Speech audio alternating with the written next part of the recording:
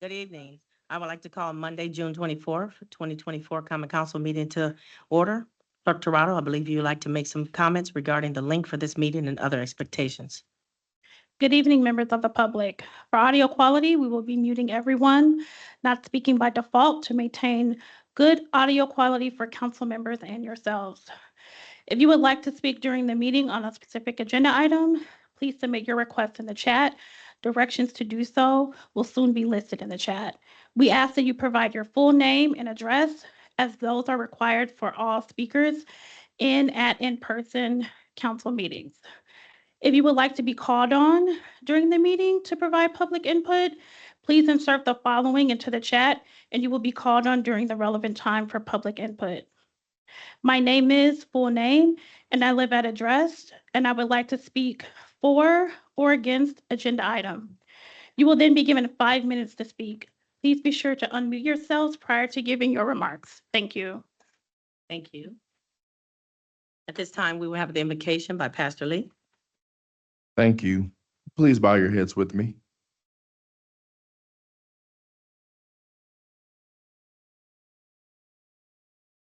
Heavenly Father, as we gather here tonight for the South Bend Common Council meeting, we ask for your presence to guide and to bless our deliberations. We are grateful for the opportunity to serve our community and to seek your wisdom and clarity in our decisions and our discussions. Grant us the ability to listen with an open heart and minds and respect differing viewpoints. And help us to work collaboratively for the common good. May our actions reflect justice, compassion, and integrity, and may the outcomes of this meeting contribute to the prosperity and well-being of all of our residents. We pray for your strength to uphold the trust placed in us and to act with fairness and humility. Bless our city, bless our leaders, bless our citizens, and help us to make choices that honor and uplift our community. In your holy name we pray, amen. Thank you. And for the Pledge of Allegiance, please.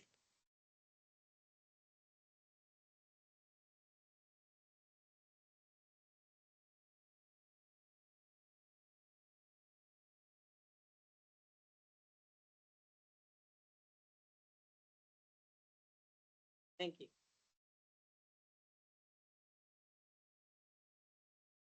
Clerk Toronto, will you call the roll, please?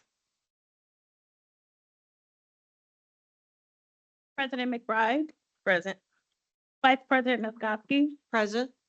Councilmember Gunn Rogers, Present. Councilmember Thomas Morgan, Present. Councilmember White is excused, Councilmember Lee, Present. Councilmember Warner, Councilmember Bolden Simpson, Present. Councilmember Dr. Davis. Present. 8 council members present. Thank you. At this time, we will have the report from Subcommittee on Minutes. Clerk Toronto. To the Common Council of the City of South Bend, the subcommittee has inspected the minutes of the June 10th, 2024 meeting of the council and found them to be correct. Therefore, we recommend the same be approved. Thank you. To the Common Council of the City of South Bend, the subcommittee has inspected the minutes of the June 26th, 2023 and the September 25th, 2023 minutes of the council and found them to be correct. Therefore, we recommend the same be approved. This recommendation for approval is made recognizing that 3 current members of the council were not seated in 2023, and as such will be abstaining from any formal approval of old minutes. Thank you. Make a motion that we accept the minutes from June 10th and June 10th and June 26th. No, I can do June 26th, June 10th. Thank you for the motion. Is there a second? Second. And moved and seconded. All in favor? Aye. Any opposition? Motion's carried. There a motion for minutes of 6:26 and 9:25 of 2023? Second. Been moved and seconded. All in favor? Aye. Any opposition? Abstain. The motion's carried. Thank you. This time, I will entertain a motion to resolve into the committee of the whole. So move. All in favor? Aye. Any opposition? The motion's carried.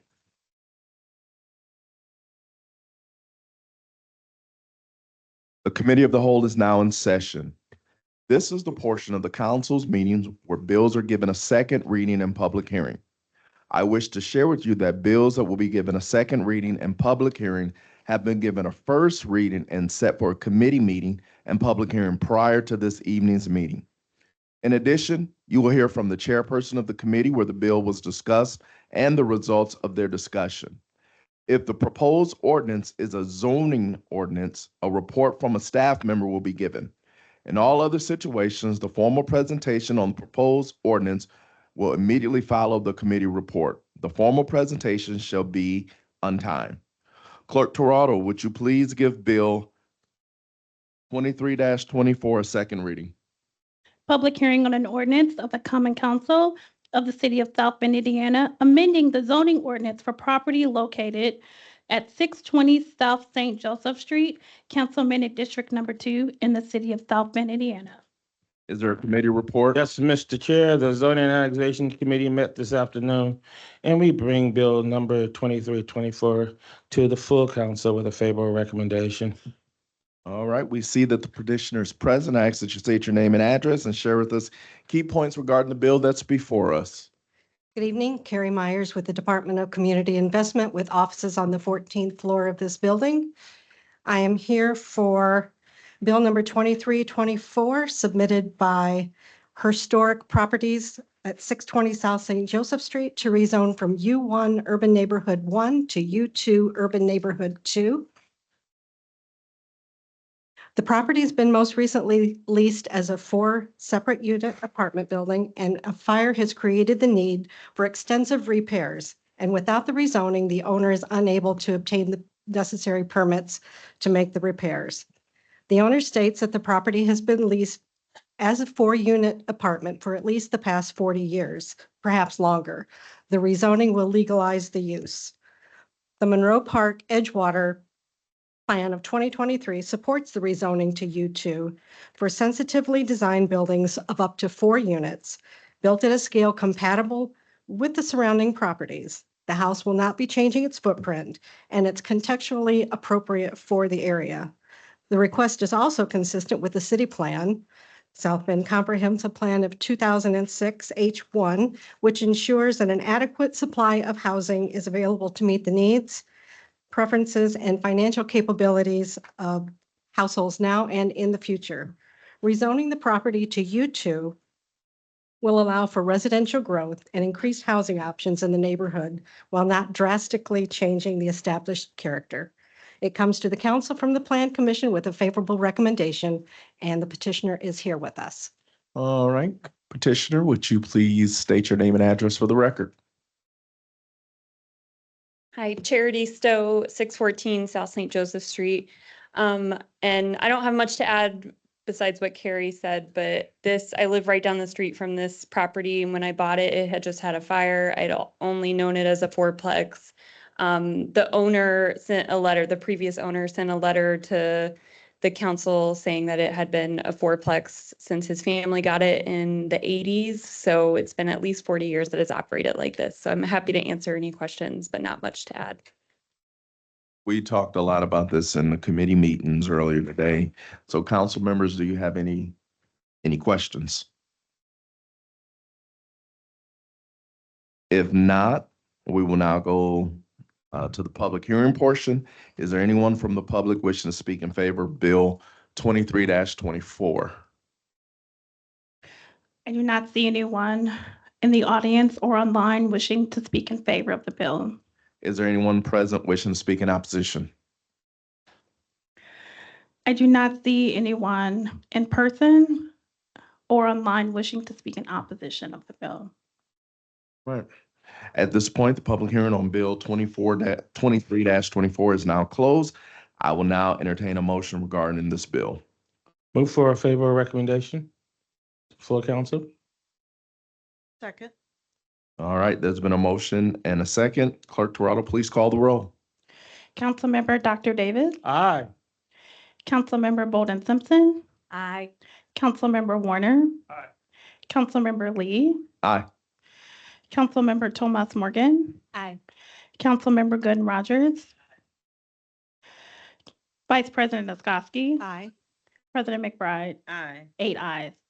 All right, Bill 23-24 will be sent to the full council with a favorable recommendation. All right, Clerk Toronto, would you please give Bill 24-24 a second reading? Public hearing on an ordinance of the Common Council of the City of South Bend, Indiana, amending the zoning ordinance for property located at 712, 718, and 724 Turnock Street, Councilman District Number 4 in the City of South Bend, Indiana. Motion to hear the substitute bill? I'd second that. All right, all in favor, say aye. Aye. Any opposition? All right, we can now hear the substitute bill. I'm sorry, it normally is at the top and I didn't see it on the bottom there. All right. All right, is there a committee report? Yes, Mr. Chair, we heard the substitute bill number 2424 this afternoon, and we bring it to the our council with a favorable recommendation. All right, petitioner, we see that you're here. State your name and address and give us brief points concerning the bill that's before us. Thank you. Carrie Myers with the Department of Community Investment with offices on the 14th floor of this building. This next item is the rezoning of 712, 718, and 724 Turnock Street from U1 Urban Neighborhood 1 to U2 Urban Neighborhood 2 District. The petitioner, who is South Bend Heritage Foundation, is requesting to rezone these three parcels to U2 to allow for a multi-dwelling unit with no more than 4 units in the southernmost property. And the other two will be rezoned to U2 as well for duplexes. These lots are part of a larger 5-lot development on Turnock Street. The request is consistent with the city plan. It's objective to assure that adequate supply of housing is available to meet the needs of preferences of households now and in the future. And it's also consistent with the Northeast Neighborhood Plan 2022, which encourages infill development on vacant and underutilized lots with medium density residential development. Rezoning the site to U2, Urban Neighborhood 2, will allow for the residential growth and increased housing options in the neighborhood while not drastically changing the established character. It comes to the council with a favorable recommendation from the Plan Commission, and the petitioner is here. Good evening, Angela Smith with Dan Turner Associates. Office is located at 1643 Commerce Drive. This is an exciting project that's a joint partnership between the NNRO, South Bend Heritage Foundation, and actually Habitat for Humanity as well. While Habitat's not part of this because they're building a single-family home, South Bend Heritage and the NNRO are excited to rezone these properties to be consistent with the neighborhood plan that showed these for U2 to allow for a mix of housing in this neighborhood, and in particular, housing that can be built as and remain as affordable housing in a neighborhood that has ever-changing demand. We're excited to see that they're going to be doing 2 duplexes and then the quad here on these southern portions. The one on the far right, which is actually the northernmost lot for South Bend Heritage, is actually going to be a single-family home. So they've concentrated the more intense multifamily closer to the multifamily on South Bend Avenue. I would be happy to answer any questions and ask for your favorable recommendation and approval this evening.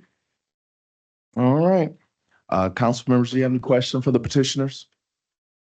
Again, we did a lot of this questioning at the committee meeting. If not, then I will now go to the public hearing portion. Is there anyone from the public wishing to speak in favor of substitute bill 24-24? I ask that you state your name and address. My name is Dick Nussbaum. I'm the attorney for the Northeast Neighborhood Revitalization Organization. My address is 225 South Sunnyside in South Bend. I'm a resident of the 3rd District. Back in 2000, I was part of a group that began the NNRO, and one of the things that we wanted to do was to preserve the neighborhood and preserve affordable housing in the neighborhood. And as things have morphed over the years, it's become more challenging to do that. But we have instituted what I think is a very exciting component of our plan, and that is a community land trust. And the three lots that the NNRO own will be community land trust homes and will be preserved for affordable housing for the foreseeable future. And so we appreciate your consideration of this so that it will improve the housing stock for individuals who need the housing. Thank you. All right. Is there anyone else that wants to speak in favor of Substitute Bill 2424? I do not see anyone else from the audience or online wishing to speak in favor. Is there anyone wishing to speak in opposition? I do not see anyone in the audience or online wishing to speak in opposition. Okay, at this point, the public hearing on Bill 24-24 is now closed. I will now entertain a motion regarding this bill. Move to send Bill 2424 to the whole council. Second, but that's substitute bill, Oh, substitute Bill 2424. and I second it. All right. It's Excuse been a, Is that a favorable recommendation? Favorable Recommendation. recommendation. Thank you. all right. And I second the favorable There's recommendation. been a motion and a second. Clerk Toronto, please call the roll. Councilmember Dr. Davis, Aye. Councilmember Bolden Simpson, Aye. Councilmember Warner, Aye. Councilmember Lee, Aye. Councilmember Tomas Morgan, Aye. Councilmember Gooden Rogers, Aye. Vice President Niskoski, Aye. President McBride, Aye. 8 ayes. All right. Substitute Bill 24-24 will be sent to the full council with a favorable recommendation. Clerk Toronto, would you please give Bill 25-24 a second reading? Public hearing on an ordinance of the Common Council of the City of South Bend, Indiana, amending the zoning ordinance for property located at 215 West Marion Street, 502, 506, 530 North Lafayette Boulevard, and vacant lot north of 506 North Lafayette Boulevard, Councilmanic District Number 1 in the City of South Bend, Indiana. All right. Is there a committee report? Yes, there is, Mr. Chair. The Zoning and Annexation Committee met today, and we bring Bill 25-24 to the full council with a favorable report. All right. As a petitioner, I see that she's present. I ask that you state your name. We should probably know that by now, but state your name and address for the record and give us key points regarding the bill that's before us. Thank you. Carrie Myers with the Department of Community Investment with offices on the 14th floor of this building. Bringing a request submitted by South Bend Memorial Hospital seeking to rezone the property from NC Neighborhood Center to Downtown District to allow for the comprehensive development of employee parking for the Beacon Hospital, particularly throughout the construction of the Madison Lifestyle District. It's consistent with the Near Northwest Neighborhood Plan 2019, which identifies the area as a gateway into downtown. And upzoning the NC parcels to downtown will allow for contextually appropriate future development on the site. The area is included in the scope of the new downtown plan currently in development, and it comes to the council with a favorable recommendation from the Plan Commission. The petitioner is here. Yes. Angela Smith with Dan Charner Associates, offices located at 1643 Commerce Drive.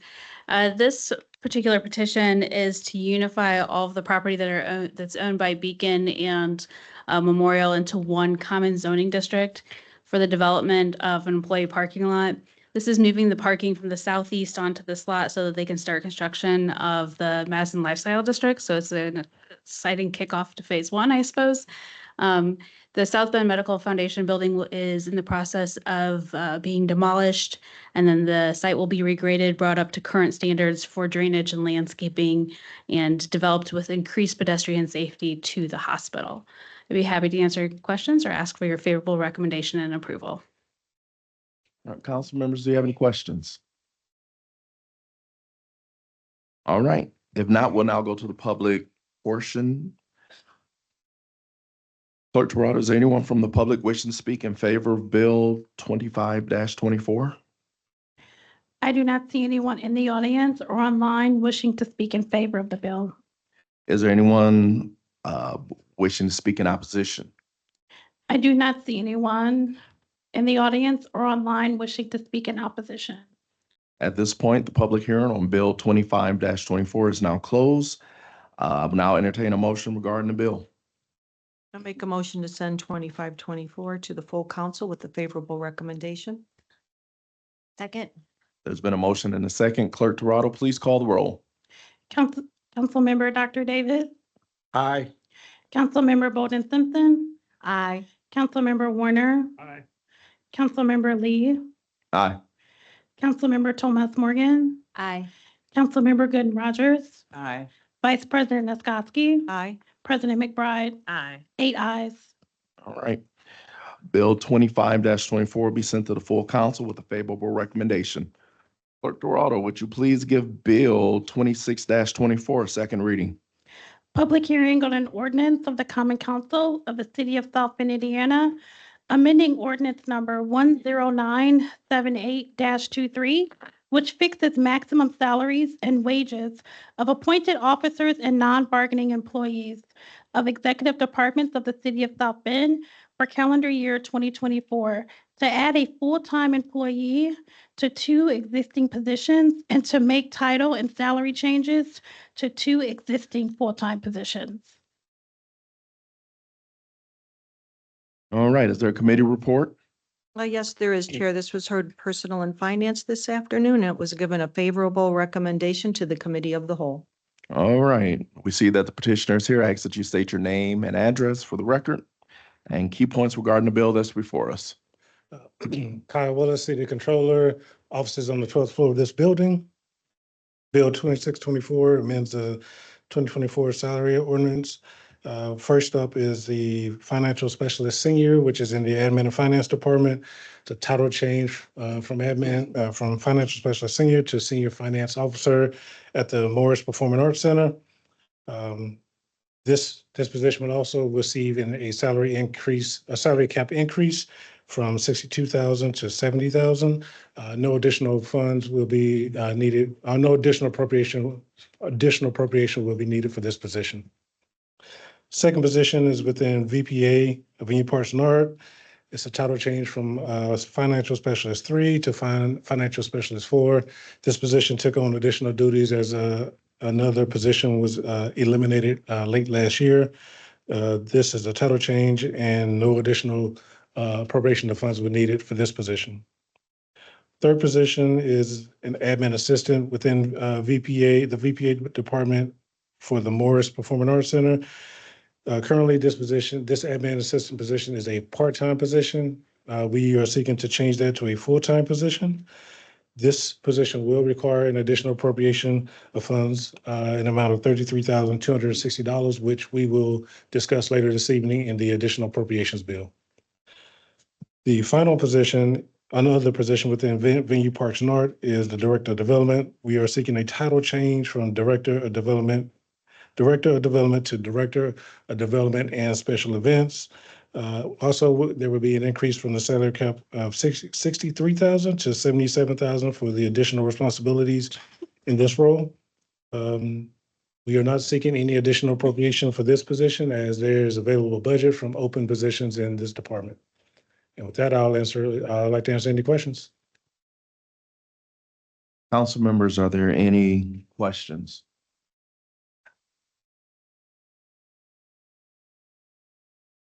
Once again, we did a lot of this discussion in committee meetings. So now we'll go to the public hearing portion.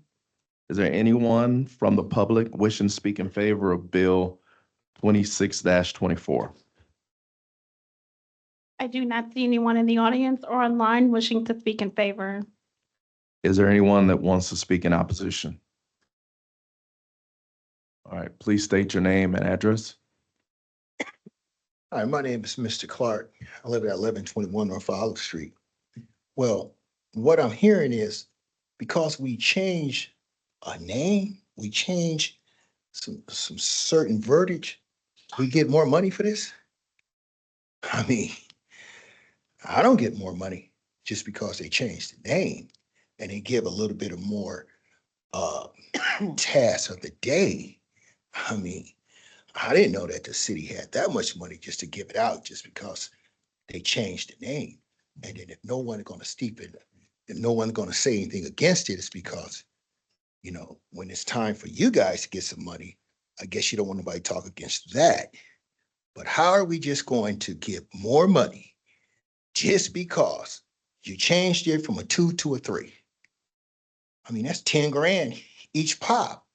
And then the lowest one on the totem pole is that one that's the part-time that just went to full-time, 32,000, but everybody else is making 70, 80, and the one that's making 30,000 is the one doing all the damn work.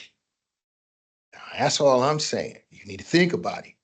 All you're doing is going from a GS4 to a GS5.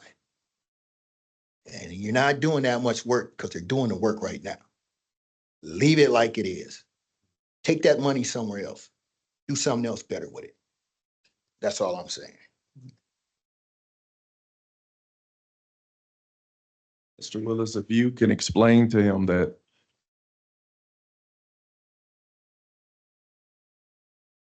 It's, at least for the part-time position, the 33,000 that's being appropriated, that's to get the person, that position funded through the rest of the year. It is not just, we're just changing titles and throwing money. All these positions are justified in the title change, in the salary increase. I think it would be, I don't know, almost disrespectful to pay somebody to do more work and not be compensated for it. The city just doesn't just have this huge pot of money, just infinite pot of money. All this, we budget for this. It's the point of us having a budget so we don't overspend and we are able to cover the expenses and make sure our employees are paid. We are not acting recklessly with the spending or with the changing of titles or salary increases. This happens not just here, this happens in private companies. So this is not nothing, this is not new, this is not irresponsible. I think what we do is fair in our budgeting process and in how we manage the funds throughout the year. Thank you. At this point, the public hearing portion of Bill 2624 is now closed. Council members, I will now entertain a motion. I'll make a motion to send Bill 2624 to the full council with a favorable recommendation. A second? There's been a motion and a second. Clerk Toronto, please call the roll. Councilmember Dr. Davis. Councilmember Bolden Simpson. Councilmember Warner. Councilmember Lee. Aye. Councilmember Thomas Morgan. Aye. Councilmember Gooden Rogers. Aye. Vice President Niskoski. Aye. President McBride. Aye. 8 ayes. Right. Bill 26-24 will go to the full council with a favorable recommendation. Clerk Toronto, could you please give Bill 27, second substitute, 27-24, a second reading? Public hearing on an ordinance of the Common Council of the City of South Bend, Indiana, for budget transfers for various departments within the City of South Bend, Indiana for the year 2024. And I'm sorry, Chair, I would like to make a motion to accept the second substitute bill for 2724. Second. All right, there's been a motion and a second. All in favor? Aye. Aye. Any opposed? All right, we have now accepted the second substitute. Is there a committee report? Yes, there is, Chair. Substitute Bill 2724 was heard in Personal and Finance this afternoon, and it was given a favorable recommendation to the Committee of the Whole. All right. We see the petitioners present. State your name and address and give us key points regarding the bill that's before us. Kyle Willis, City Controller, offices on the 12th floor.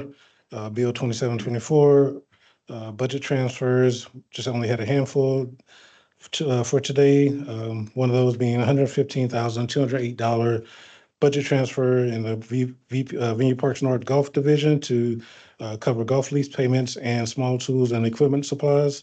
And then there's an $8,000 budget transfer in the Community Initiatives Division to cover radio purchases for the Parks Poets employees. With that, I'll open up for any other questions regarding the budget transfers. All right. Council members, do you have any questions? I would like to say, Kyle, would you please explain to the public, how we're able to do that? So excuse me.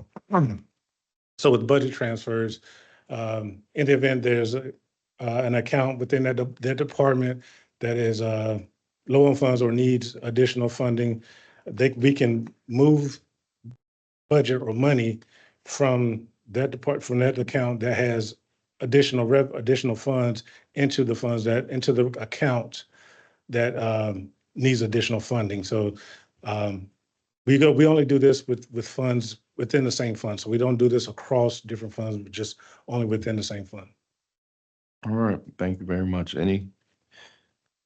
At this point, we will now go to the public hearing portion. Is there anyone wishing to speak in favor of second substitute bill 27-24? I do not see anyone from the audience or online wishing to speak in favor. Is there anyone present wishing to speak in opposition?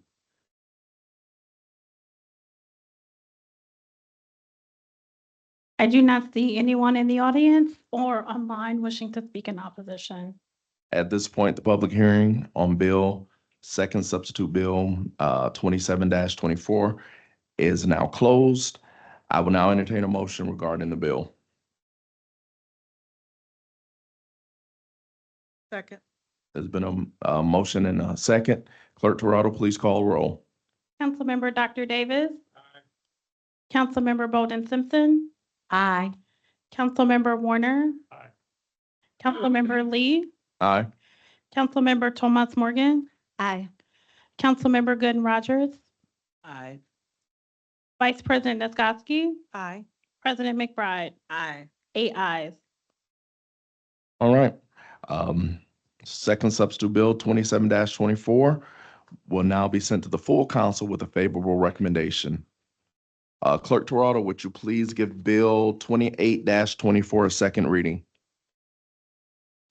Public hearing on an ordinance of the Common Council of the City of South Bend, Indiana, appropriating additional funds for certain departmental and city services operations for the year 2024 of $2,000 from General Fund Number 101, $3 million from the Parks Recreation Fund Number 201, $50,000 from the Gift Donation Request Fund Number 217, $180,000 from the Law Enforcement Continuing Education Fund Number 220, $38,000 from the Code Enforcement Fund Number 230, $1,750,000 from the Local Income Tax Economic Development Fund Number 408, $33,260 for the Morris Performing Arts Operations Fund Number 602,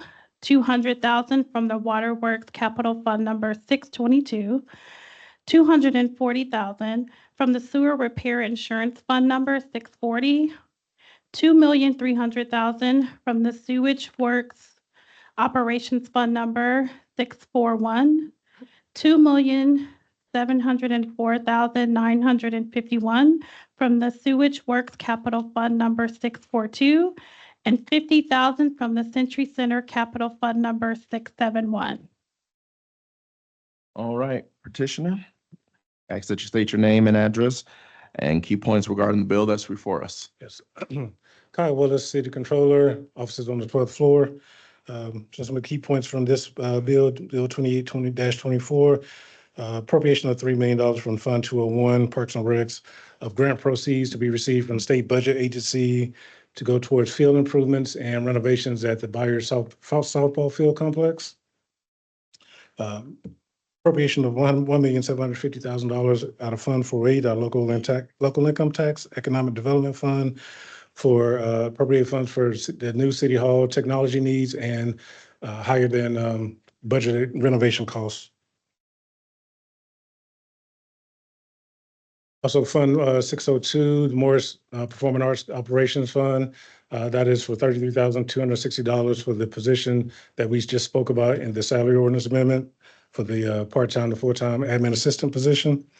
And Fund 642 from Sewage Works Capital, appropriation of $2.3 million for a wastewater treatment plant solar project. With that, I'll be happy to answer any questions regarding any of the additional appropriations. Council members, do you have any questions? Again, a lot of our questions were asked and answered during the committee meeting. So at this time, we'll now go to the public hearing portion. Is there anyone from the public wishing to speak in favor of Bill 28-24? I do not see anyone in the audience or online wishing to speak in favor of the bill. Is there anyone from the public wishing to speak in opposition to Bill 28-24? I do not see anyone from the audience or online wishing to speak in opposition. Right, at this time, I will now entertain a motion. I move that we send Bill 28-24 to the full council with a favorable recommendation. Second. There's been a motion and a second. Clerk Toronto, please call the roll. Councilmember Dr. Davis, Aye. Councilmember Bolden Simpson, Aye. Councilmember Warner, Aye. Councilmember Lee, Aye. Councilmember Thomas Morgan, Aye. Councilmember Gooden Rogers, Aye. Vice President Niskoski, Aye. President McBride. Aye. 8 ayes.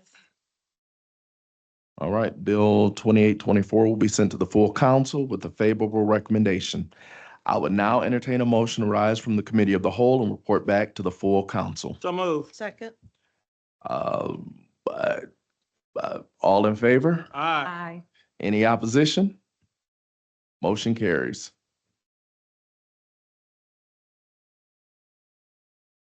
Thank you. The full council is now back in session. This portion of our meeting is where bills are given a third reading and action is taken regarding bills that we just heard during the committee of the whole. Clerk Toronto, will you please give Bill 2324 a third reading? Third reading on an ordinance of the Common Council of the City of South Bend, Indiana, amending the zoning ordinance for property located at 620 South St. Joseph Street, Councilmanic District Number 2 in the City of South Bend, Indiana. Thank you. Councilman Lee, is there a recommendation from the committee of the whole? Yes, Bill 23-24 was heard in the committee of the whole, and it comes to the full council with a favorable recommendation. Thank you. I would like to entertain a motion regarding Bill 2324. Move for passage. Second. It's been motioned and seconded. Clerk Toronto, the roll, please. Councilmember Gooden Rogers, Aye. Councilmember Thomas Morgan, Aye. Councilmember Lee, Aye. Councilmember Warner, Councilmember Bolden Simpson, Aye. Councilmember Dr. Davis, Aye. Vice President Niskoski, Aye. President McBride. Aye. 8 ayes. Bill 2324 has been adopted. Clerk Toronto, will you please give substitute Bill 2424 a reading? Third reading on an ordinance of the Common Council of the City of South Bend, Indiana, amending the zoning ordinance for property located at 712, 718, and 724 Turnock Street, Councilmanic District Number 4 in the City of South Bend, Indiana. Thank you. Councilman Lee, is there a recommendation from the committee of the whole? Yes, Bill 24-24 was heard in the committee of the whole, and it comes to the full council with a favorable recommendation. Thank you. I will now entertain a motion regarding substitute Bill 24-24. Move for passage. Second. Been moved and seconded. Clerk Toronto, the roll, please. Councilmember Gooden Rogers, Aye. Councilmember Thomas Morgan, Aye. Councilmember Lee, Aye. Councilmember Warner, Aye. Councilmember Bolden Simpson, Aye. Dr. Davis, Aye. Vice President Niskoski, Aye. President McBride. Aye. 8 ayes. Thank you. Bill 2424 has been adopted. Clerk Toronto, will you please give Bill 2524 a third reading? Third reading on an ordinance of the Common Council of the City of South Bend, Indiana, amending the zoning ordinance for property located at 215 West Marion Street, 502, 506, 530 North Lafayette Boulevard, and vacant lot north of 506 North Lafayette Boulevard, Councilmanic District Number 1 in the City of South Bend, Indiana. Thank you. Councilman Lee, is there a recommendation from the Committee of the Whole? Yes, Bill 25-24 was heard in the Committee of the Whole, and it comes to the full council with a favorable recommendation. Thank you. I will now entertain a motion regarding Bill 2524. Move for passage. Second. Been moved and seconded. Clerk Toronto, the roll, please. Councilmember Gooden Rogers, Aye. Councilmember Thomas Morgan, Aye. Councilmember Lee, Aye. Councilmember Warner, Aye. Councilmember Bolden Simpson, Aye. Councilmember Dr. Davis, Aye. Vice President Niskoski, Aye. President McBride, Aye. 8 ayes. Bill 2524 has been adopted. Clerk Toronto, will you please give Bill 2624 a third reading? Third reading on an ordinance of the Common Council of the City of South Bend, Indiana, amending ordinance number 10978-23, which fixes maximum salaries and wages of appointed officers and non-bargaining employees of executive departments of the City of South Bend for calendar year 2024 to add a full-time employee to 2 existing positions and to make title and salary changes to 2 existing full-time positions. Thank you. Councilman Lee, is there recommendation for Bill 26-24? Yes, Madam President, Bill 26-24 was heard in the Committee of the Whole, and it comes to the full council with a favorable recommendation. Thank you. I will now entertain a motion regarding Bill 26-24. Move for passage. Second. It's been moved and seconded. Clerk Toronto, the roll, please. Councilmember Gooden Rogers, Aye. Councilmember Thomas Morgan, Aye. Councilmember Lee, Aye. Councilmember Warner, Aye. Councilmember Bolden Simpson, Aye. Councilmember Dr. Davis, Aye. Vice President Niskoski, Aye. President McBride, Aye. 8 ayes. Thank you. Bill 26-24 has been adopted. Clerk Toronto, will you please give second substitute Bill 27-24 a third reading? Third reading on an ordinance of the Common Council of the City of South Bend, Indiana for budget transfers for various departments within the City of South Bend, Indiana for the year 2024. Thank you. Councilman Lee, is there a recommendation from the Committee of the Whole? Yes, Bill 27-24 was heard in the Committee of the Whole, and it comes to the full council with a favorable recommendation. Thank you. I will now entertain a motion regarding substitute Bills 27-24. I have a substitute bill. Yes. Yes. Move for Second. passage. Second. Been moved and seconded. Clerk Toronto, the roll, please. Councilmember Gooden Rogers, Aye. Councilmember Thomas Morgan, Councilmember Lee, Aye. Councilmember Warner, Aye. Councilmember Bolden Simpson, Aye. Councilmember Dr. Davis, Aye. Vice President Niskoski, Aye. President McBride, Aye. 8 ayes. Thank you. Bill 27-24 has been adopted. Clerk Toronto, will you please give Bill 28-24 a reading?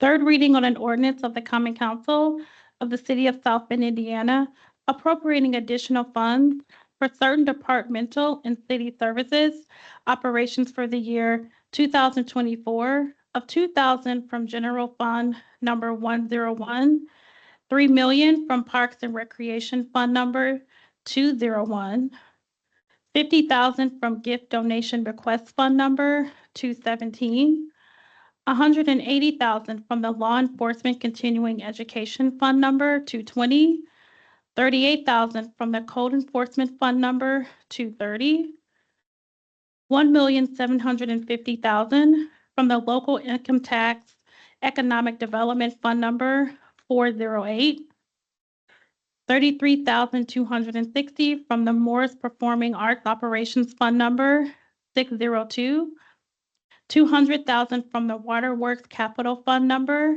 622, $240,000 from the Sewer Repair Insurance Fund number 640, $2,300,000 from the Sewage Works Operations Fund number 641, $2,704,951 from the Sewage Works Capital Fund number 642, and $50,000 from the Century Center Capital Fund number 671. Thank you. Councilman Lee, is there a recommendation from the Committee of the Whole regarding Bill 28-24? Yes, Bill 2824 was heard in the Committee of the Whole, and it comes to the full council with a favorable recommendation. I will now entertain a motion regarding Bill 28-24. Move for passage. Second. Been moved and seconded. Torado, the roll, please. Councilmember Gooden Rogers, Aye. Councilmember Thomas Morgan, Councilmember Lee, Aye. Councilmember Warner, Aye. Councilmember Bolden Simpson, Aye. Councilmember Dr. Davis, Aye. Vice President Niskoski, Aye. President McBride, Aye. 8 ayes. Thank you. Bill 28-24 has been adopted. At this time, we'll return to resolutions. This portion of the council meeting where common council hears bills or proposed as filed as proposed resolutions. The title of each resolution is read by the city clerk. A report to the committee chairperson of the standing committee which the bill was referred to for an advisory review, and recommendation is then given. This also requires a public portion hearing that will be heard tonight. Clerk Torado, will you please give Resolution 2420 a reading? A resolution modifying and reconfirming the adoption of declaratory resolution number 4612-17, designating certain areas within the city of South Bend, Indiana, commonly known as 401 East Colfax Avenue, an economic revitalization area for purposes of a 10 real property tax abatement for Commerce Center Development LLC. Thank you. Is there a committee report? Yeah, President McBride, after two committee meetings and approximately 4 hours of hearing, the bill comes forward with an unfavorable recommendation and a 5-1 vote. Thank you. Is there a presenter? Please state your name and address for the record. Oh, forgot. Thank you, President McBride. Sherry Bolden Simpson, 5th District Councilwoman, 6216 Exeter Court, South Bend, Indiana. Thank you all. Pastor Lee, I'd like to thank you for your prayer. You said, let's listen with an open heart and be collaborative together. So even before I start, I want to say, we heard you. And people in here know that I went and talked to people on both sides of this issue. We heard your concerns, and we have requested that Mr. Matthews create a memorandum of understanding, and that will address your concerns, and we would like, are you going to? I'll address it. And Attorney Hartman will address and present this to you. Thank you, Sherry. Lyle Hardman, 205 West Jefferson Boulevard. And I'd like to read to the council the memorandum of understanding, which was previously circulated. Memorandum of understanding between David Matthews personally, Commerce Center Development LLC, Matthews 350 East LaSalle LLC, East Bank South Development LLC, Matthews 219 Sycamore LLC, East Race Market LLC, otherwise known as the parties, in order to address the concerns of its neighbors and the city of South Bend. 2A, clean up 225 Sycamore Street, otherwise known as Stonehenge, by removing foliage and making it into a playground by August 15th, 2024. Either replace the roof or demolish the burned out section of 219 Sycamore Street, former Manicor, by September 15th, 2024. Bring all Commerce Center development property taxes current after the auditor recalculates the taxes owed after passage of Bill 2420 within 2 weeks after receiving the corrected property tax bills, so that the property tax abatement shall be in effect as originally set forth. D, agrees to continue to operate a grocery store for a minimum of 5 years in compliance with the definition in the development agreement, and as long as the tax abatement is in effect.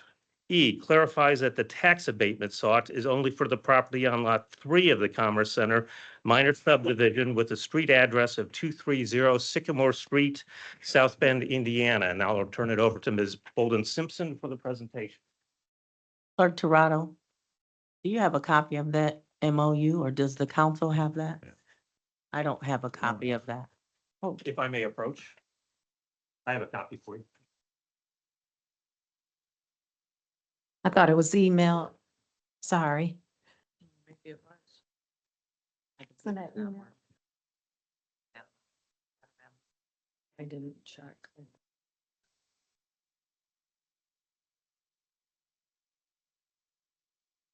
There are enough copies for everybody. Click one.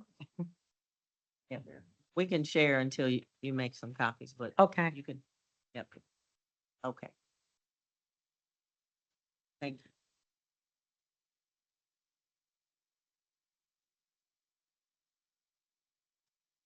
So to President McBride, Vice President Sheila Noskowski, Committee Chairman Troy Warner, and my esteemed colleagues, thank you for letting us come here and present this. Thank you to all of you who have come out here to participate in the democratic process. All of your input is appreciated. And right now, I would like to give a presentation.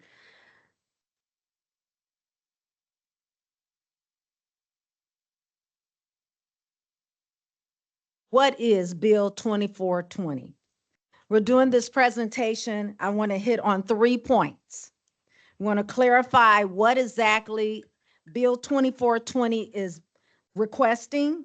We want to highlight a process issue that was discovered in 2018 and the impact that process issue had on the 300 project. And finally, what South Bend has gained because of the completion of the 300 project. So Bill 2420 asks for a change of the designation period from 4 years to 5 years. The ending date was January 23rd, 2021, and we are asking you to change the ending of the designation period from to January 23rd, 2022. Council meeting video archives document the discovery of this process issue that plagued a number of redevelopment projects. And as the 300 project also was affected by this. And I think even more so because it is such a large project. Right here, it says the assessor does a reassessment on January 1st every year. But the assessor doesn't go around town doing all the assessments on January 1st. That's physically impossible. And so when does this occur? So would you click to the next? Well, right here, I would like to play this video. Process issue that we've learned over time of when we do a tax abatement, there's a designation period that we'll get into in a minute, but you don't have that assessed value until the assessor actually reassesses the project after the investment, and you have to do that before the designation period ends. So on January 1st is the effective assessed value for that tax year. The assessor doesn't go around the entire city and reassess things on day one of the year, but that's when they have to estimate the assessed value being valid for that year. Thank you. So during the designation period, which is after the investment, the project has to be reassessed. The reassessment has to be done before the end of the designation period. I want to highlight and stress reassessments are reported on January 1st. The assessor visit takes place the year prior, and that's can be an issue. We want to also reiterate and highlight that Bill 2420 does not change the abatement. The start date of the abatement will still be the same. The length of the abatement or the tax phase in will still be the same. So no change to that, just a 1 year. Put my glasses on. This is a timeline here. And as you see, we have January 23rd, 2017, there was a confirming resolution. And then we come all the way up to the designation period in, which is January 23rd, 2021. Be mindful that this project went through COVID, just like all the other ones, all the other development projects, and they were all affected. What? So, Q4 2018, ground was broken for the project. Sometime in year 2018, the assessor came by, literally physically, he or she came by and did an assessment. But in 2019, that's when the report is made. And so I'm sure it's not surprising to any of you that it was assessed, the project was assessed as 0% complete. And then there's another assessed report in 2020. Be mindful, the assessor came by the project in 2019. And we keep moving forward, and you see these assessor reports, 2020, 2021, 2022. So what happened specifically in the case of the 300 project?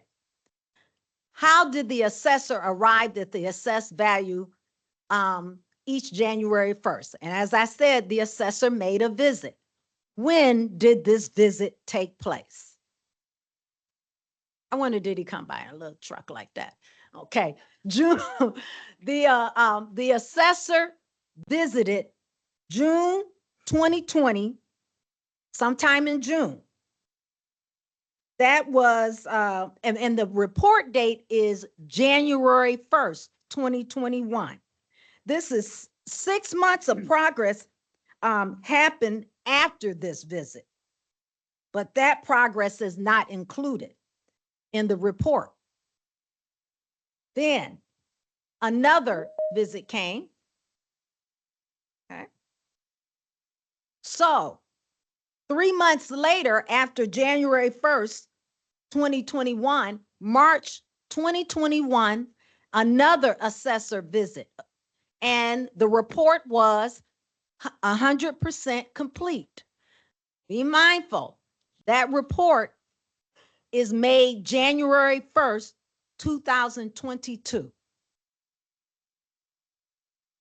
My teacher friends in here know that you have to pause sometime to give people a chance to chew on the information. Sometimes you feed a baby food and you put too much food in their mouth and they'll just spit it out.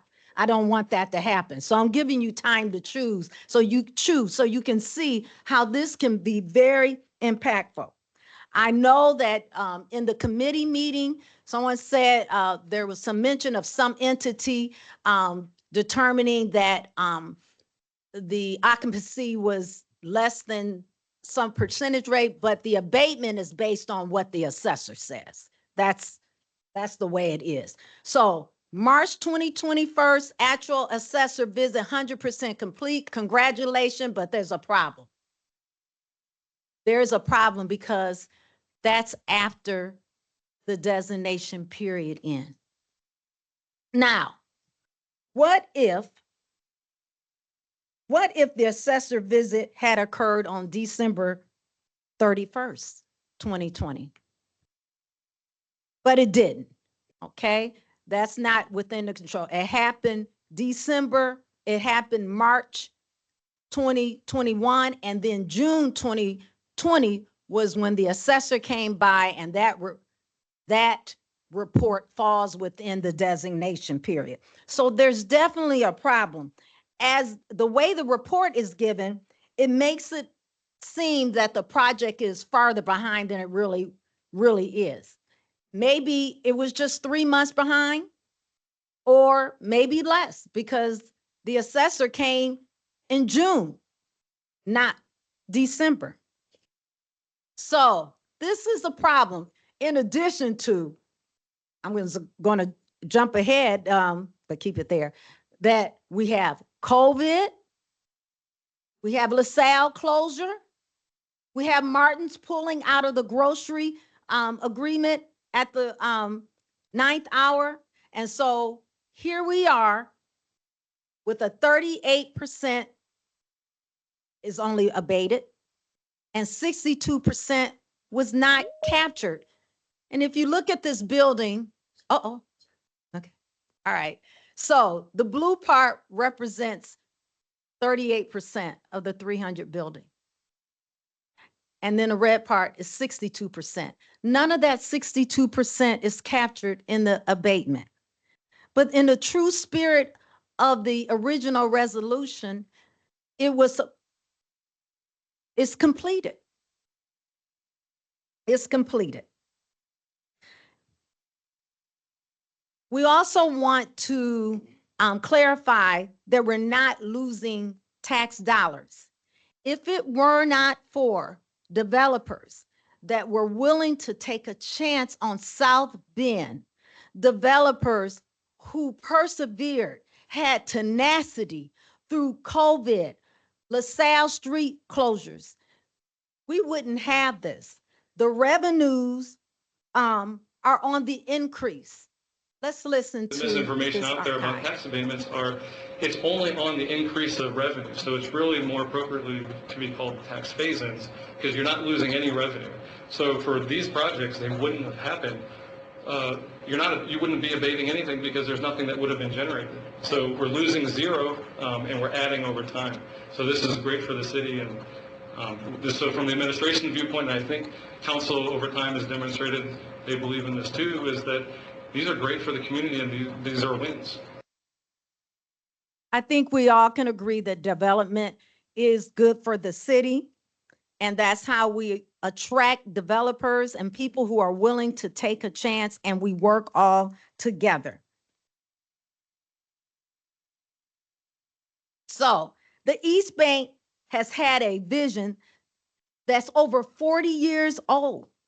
40 years ago, there was a vision to redevelop. Why did it take so long? Because this is taking a big chance. And everyone doesn't have the fortitude to do this. I can raise my hand. I have an aversion to risk. We need people that do not. I might do a back handspring on the balance beam years ago, but other things, my money, I don't want to do that. I risk my back. We need people who are willing to do that. So before this revitalization, because I was here 40 years ago, there wasn't much in downtown. As a junior in high school in 1980, I remember driving downtown and just don't look up because there was nothing much to view. But now we are here. We have something. In 2017, no residents, no jobs, no grocery, certainly no pharmacy, no community, and an empty parking lot that had a tax revenue of only $1,000 per year. That's what we had. And moving forward from 2017 to 2024, now there's a building there with 144 units. We have a grocery store. We do have a pharmacy. And so you can see the difference right there. It's a gorgeous building, and we're going to see some of the inside of it. No gentrification. This is something I've always been concerned about. When we do have new houses and we push certain people out and have people come in. This redevelopment didn't do that. It was an empty lot. Nobody's pushed out of their home. That should be recognized. So what do we have?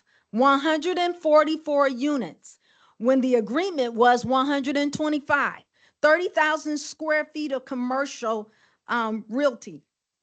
And then after the tax phase in, $660,000 per year in tax revenue. In 2024, this is what was accomplished. We don't want to go back. We don't want to go back, and we want to think about the long game. What is best for South Bend? It took blood, sweat, and tears, tenacity, perseverance. Anybody else would have thrown in the towel and said, forget this and let's give up. But he didn't, kept on.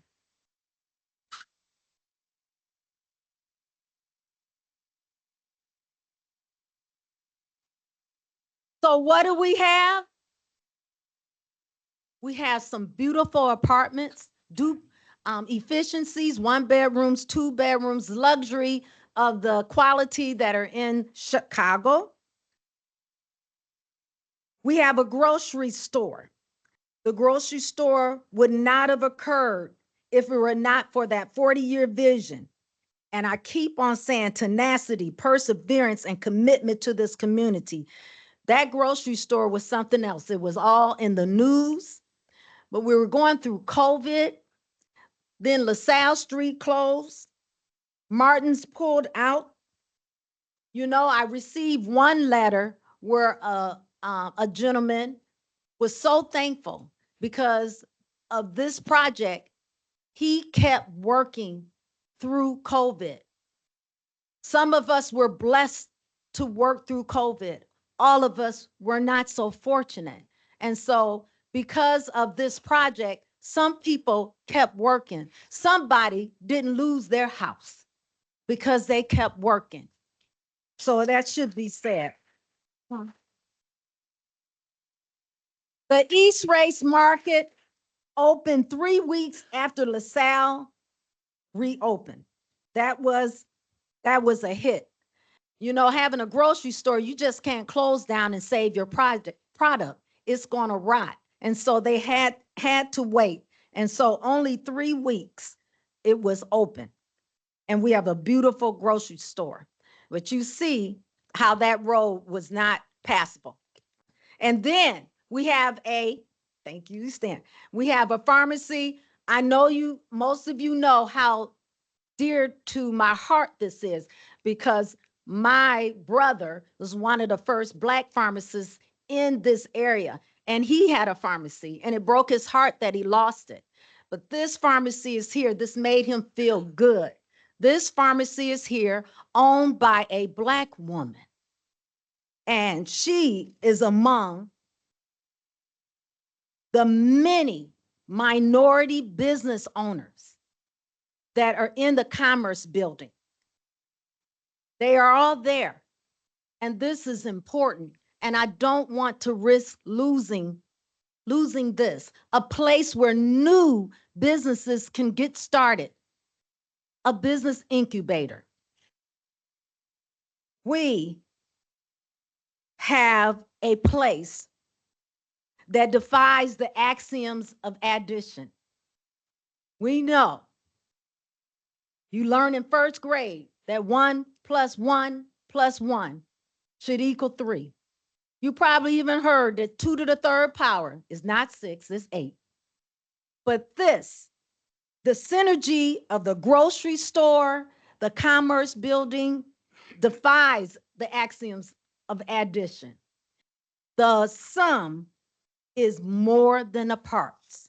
We have a place we can work, commercial office space, affordable co-working space, low-cost restaurant, entrepreneur incubator, dozens of small businesses. We can play and shop. Shopping is playing. East Race Market, Farmers Market, healthy URX Pharmacy, food and retail, fun and entertainment.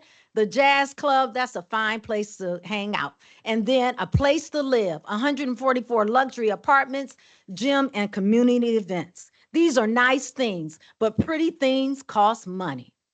$41 million in private investment. $41 million. Why so much? Because we had COVID. Supply chain interruptions. You can't get your product. The products are high. They kept pouring money into this. Like I said, anybody else would have just thrown in the towel. Forget this. Let me cut my losses. But he stayed here. He stayed here with us. Okay? So that needs to be acknowledged. So 40 years of multi-generational vision, 2 years of pre-planning, 3 years of construction, and 2 years to lease up. It's a long journey. It was a long journey. And then we've had several development projects, and several have received extensions on their abatements. I know that's little, but that real tall line, that's the 300 project. So the size, scope, and complexity of this project, I believe, made it more vulnerable to the COVID, the LaSalle closure, and the assessment schedule, which can be quite complicated. So if nothing is gained here, I want the public to be armed with accurate information of how this works. Ladies and gentlemen, all of you, I want you to give this careful and serious consideration for our city, for the long run. Perhaps put aside some hurt feelings and move along, and we can do better. The sermon last Sunday was about grace. And I think we need a little grace here. Grace for everybody, not just grace for some people. Thank you. Thank you for your time. Thank you.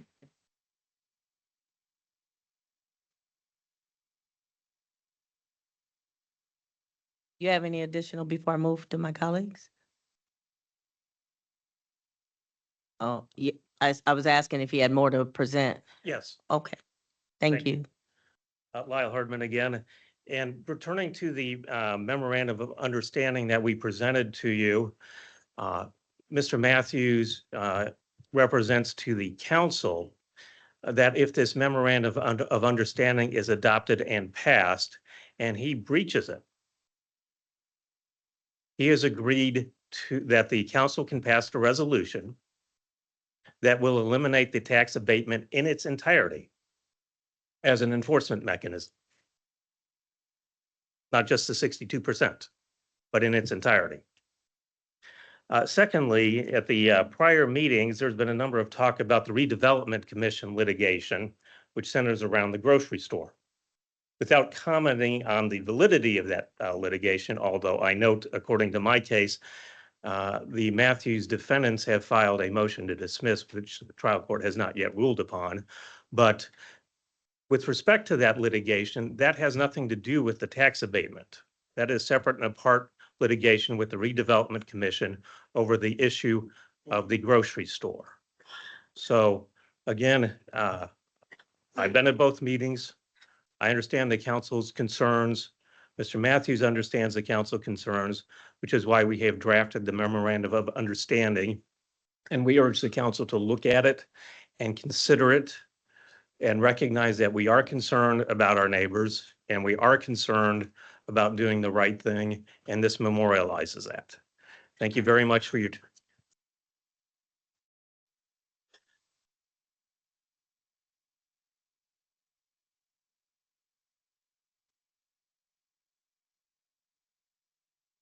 And if the council would like, I could read the memorandum again, or if it's not necessary, just let me know. No, it's not. I think we just got copies from the clerk's office, so that's sufficient. Yes. I All right. would Well, thank turn- you again for your time and consideration. Thank you. At this time, I would turn, Dr. Davis. Mr. Davis would like, again, and to be clear, this council can pass a resolution if he's in breach of the memorandum of understanding that eliminates 100% of the tax abatement. Thank you. Thank you. That being said, I'll turn to my colleagues to see if there's any questions of the petitioners.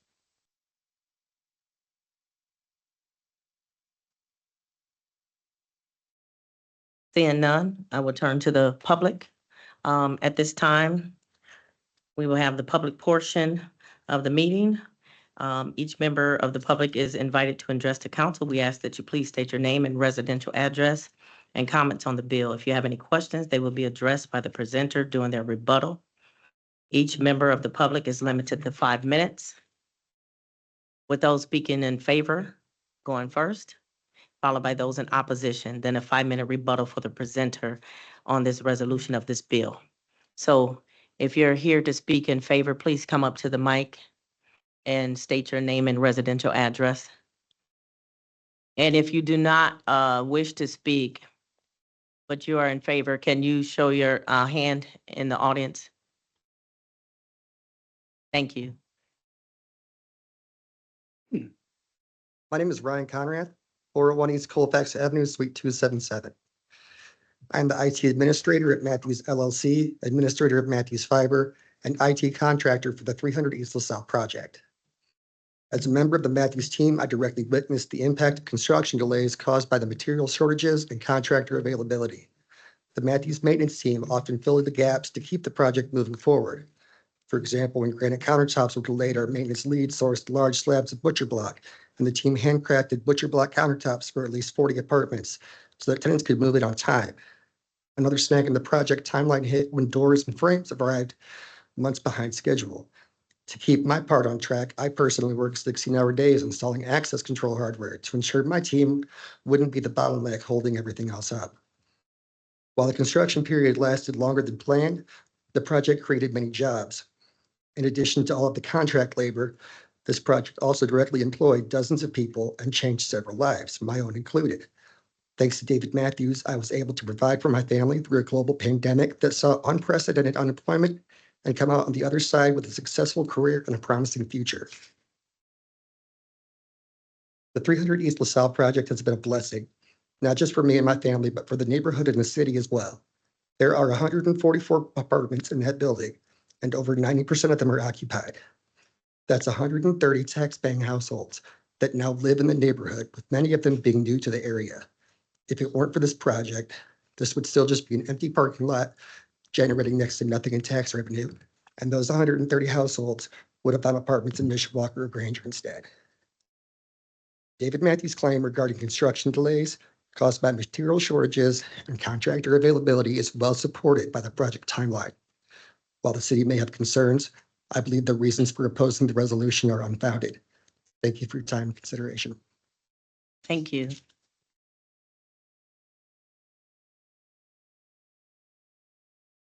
Good evening. My name is Amanda Govert Conrath. I live at 1015 College Street.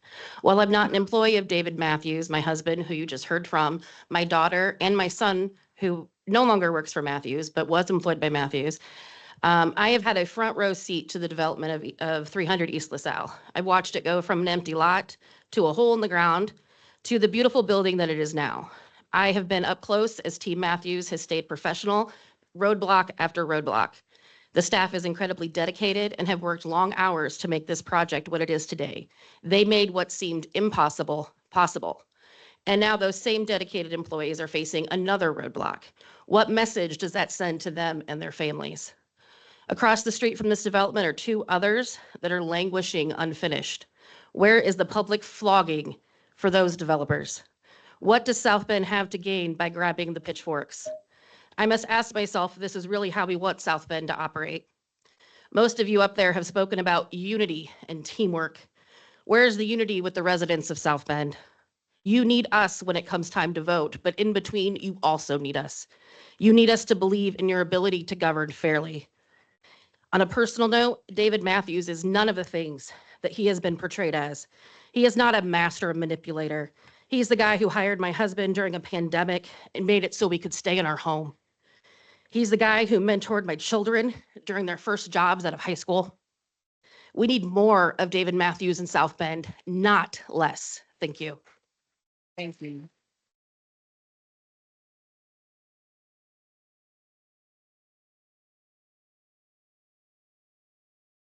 Hi, Rebecca Kaiser, 913 Diamond Avenue.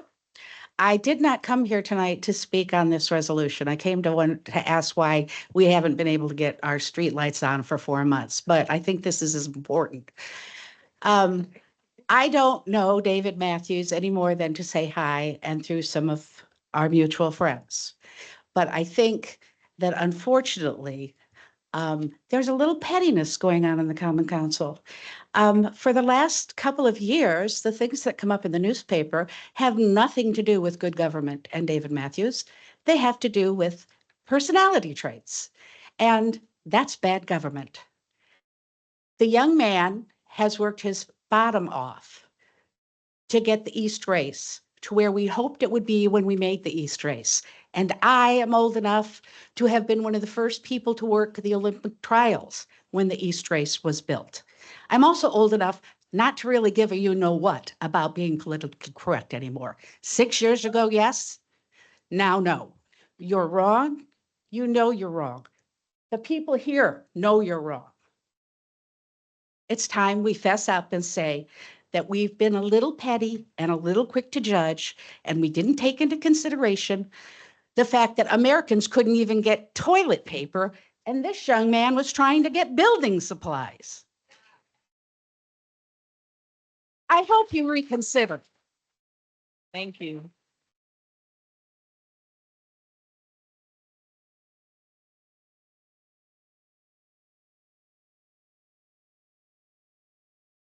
My name is Roger Parent. I live at 917 Whitehall Drive in South Bend, Indiana, 46615. David Matthews is fulfilling the vision that I and the City Council of the 1980s had for the East Race. The East Race cost $40 million in today's dollars. And it was very difficult to get it done. It was controversial, and we did. There were many projects that people worked hard for over the years. Let me just say that politicians, elected officials, mayors over the years worked very hard to create and to sow the seeds for what has happened today. It took 60 years to go from the South Bend that was losing all the heavy industries to a very vibrant city. 60 years it took. People sowed seeds along the way. I remember the First Source Bank, for example. City council members were asked to approve the payment of a parking garage under it before we knew for sure that anything would happen there. The East Race was not easy. But then let's talk about the Four Winds Field. Very controversial. And the city council of that day voted for it 8-1, in spite of the fact that 60% of the people in South Bend didn't want it. They opposed it. You know, cities have to create the environment for developers to come forth, to put their money, to take the risk. Sorry, that's okay. Things happen along the way. So a developer comes forth, makes good faith promises, and then finds out that COVID's coming along, or the grocery store that was going to be in the company is sold out. You just never know really what's going to happen along the way. The city has to create the environment to have people come in and take these risks. I've been around, as you know. I sat in the 4th District seat for 8 years, and I sat upstairs in the mayor's office for 8 years. And I can tell you, I would have given an arm and a leg to get the kind of apartment project that Mr. Matthews has built there. This is not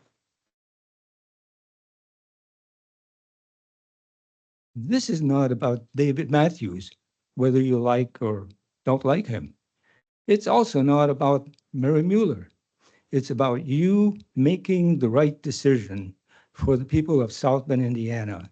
I can't tell you how happy I was when I heard about a grocery store. I tried to get a grocery store on the east side and got one, and it failed in about a year. So we got to help to move this Ron is thing your parent. along. I'm sorry. Speaking on behalf. Please mute yourself. All We right, can hear you. all right. Thank you very much for this time. I realize the difficult position that you're in, but please make the right decision. Thank you.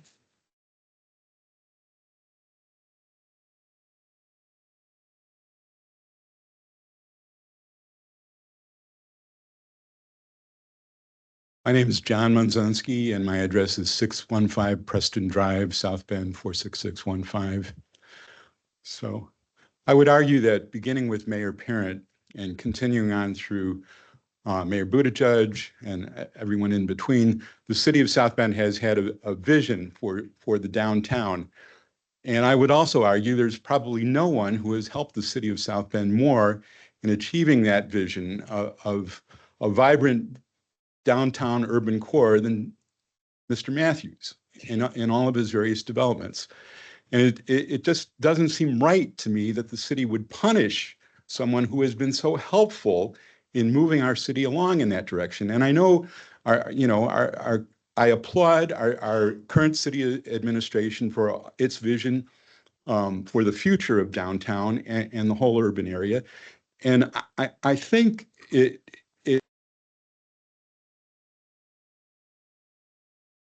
with all of with that entire vision as well. And like many other people here today, I mean, I have benefited from Mr. Matthews' projects. I use his grocery store now that it's open. The Commerce Center is probably one of the neatest things in the city that too many people don't know about. I mean, it is in many senses. If you haven't been over there, I recommend that you go over there because there's some really nifty things in that building. And I would compare it. The thing that it is that I see it most like in actually is the old 100 Center in Mishawaka, in that it is a really vibrant place that gives things that never would have a chance otherwise. And there are kinds of things that people like. If you've never been to Merriman's Playhouse, the jazz club that's there, it's fantastic. It's the kind of thing that you would find in the East Village in New York City, and it's here in South Bend. And it's here because David Matthews gives them the space. Also, the Culture Cafe there, I check that place out. That is a really nifty, it's a nifty business. Very, very cool. The Cat Lady Cafe, what a concept, right? Cats and coffee, you know, I mean, and then there's the incubator for all of these restaurants. And so, and it's a place where some of those tiny operations are moving on to other permanent places within downtown. So Mr. Matthews has provided an invaluable service for the city of South Bend with all of these projects, and it just seems so wrong to punish him somehow. And I think, especially with his just the letter of understanding that he has put forth this evening, how can you turn that down when he's saying he's going to 100%? I mean, come on, it's just impossible, you know. And I just urge you to allow the extension. So thank you very much. Thank you.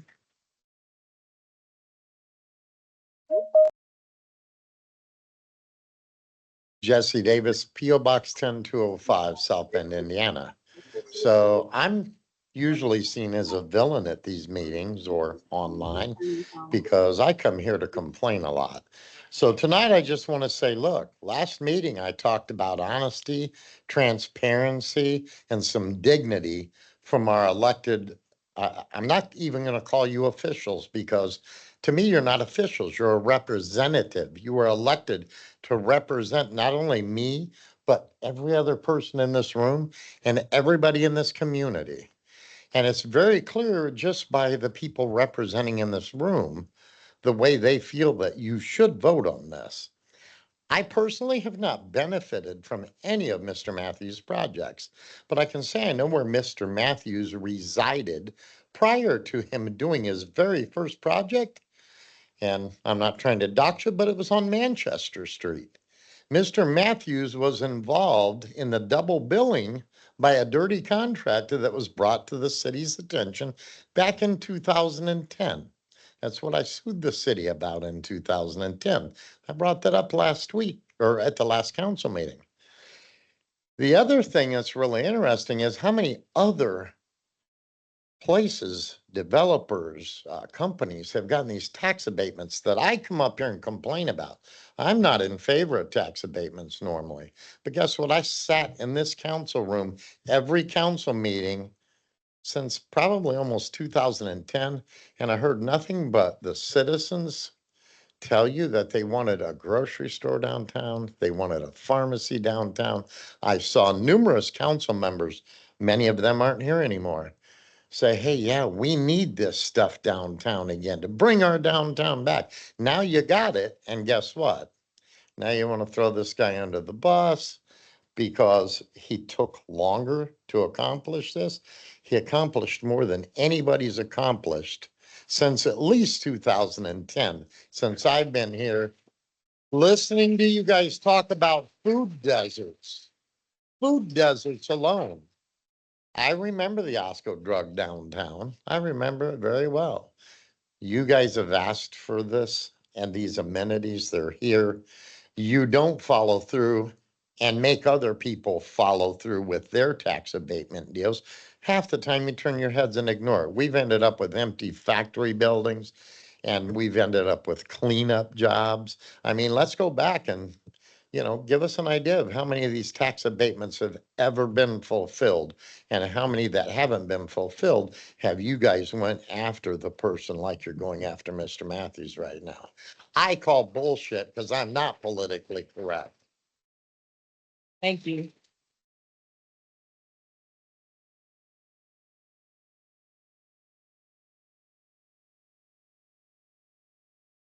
Hello, members of the council. Adam Macmillan, 215 East Colfax Avenue. Thank you for your time. I support the bill 2420, obviously, and I ask you to as well. I personally feel that the issue, if looked at for what it is and dismissing what it is not, is pretty clear. A partnership was made to build a project. That project got delayed, mainly due to an unforeseeable global catastrophe that I hope no one ever has to experience again. Yet the project was still built and finished, and it might have even been marked 100% complete on time had the assessor not visited 6 months early, just due to the nature of the beast. The issue and the bill is just granting a bit of goodwill and empathy for the delay. I'm sure we all experienced turbulence and delays in our own lives during that time, but we can all walk 10 minutes northeast of here and go see the project for ourselves. It's real and it's finished, and the many people who live and enjoy it there. From what I've gathered, the dissenting arguments seem to be mainly falling into 2 or 3 categories. One category is technicalities and unrelated issues. Another is about strict adherence to due dates and contracts. Yet there are more than a handful of examples of the council and the city being gracious and empathetic with developers in this regard, especially for projects of larger size and capacity. The last category seems to be motivated by opinions about a person and some of the ways he runs his business. I'm not here to say that those opinions aren't valid. The point of opinions is to have and to voice them. That is our right. Yet it feels like the dissenting arguments and opinions are issues for another meeting. And we just heard a memorandum to fix at least a number of them, which is great. I hope that all the parties can at some point get together and have a coffee or beer and actually get to know each other. That said, I would imagine if most any other developer in town was here for this exact bill and project, it would be a non-issue and passed easily and quickly. Passing this bill will only benefit the city, future projects, and future investments. I support Bill 2420 and ask you to as well. Thank you for your empathy and understanding in this situation, and thank you for your time. Thank you.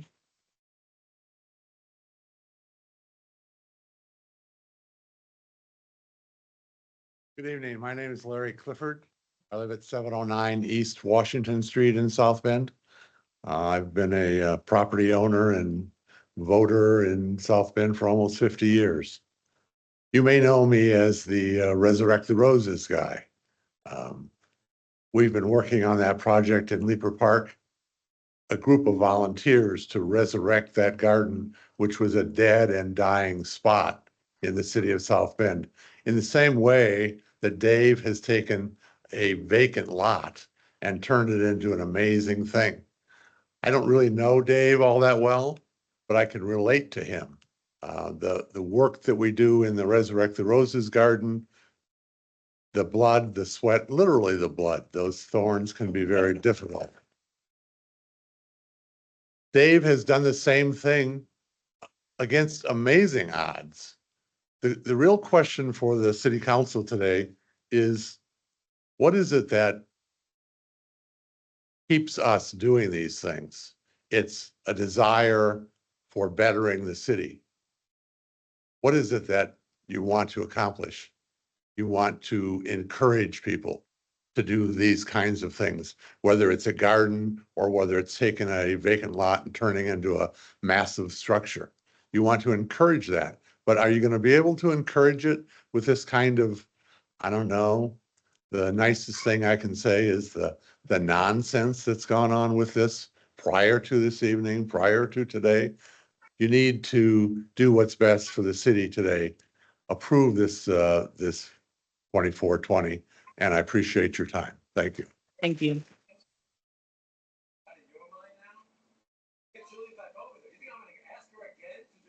Good evening. My name is David Guthrie. I live at 122 North St. Louis Street. I work at 121 North Michigan Street. I walked to work today, and then I walked here from work. And I have wanted for 15 years to live in a city where I don't have to own a car. And I can walk to work, I can walk to the grocery, I can go and have fun. And it seems like that vision is starting to come true. And Dave Matthews has very clearly been a big part of it. And I wanted to voice my support for him. Thank you. Thank you.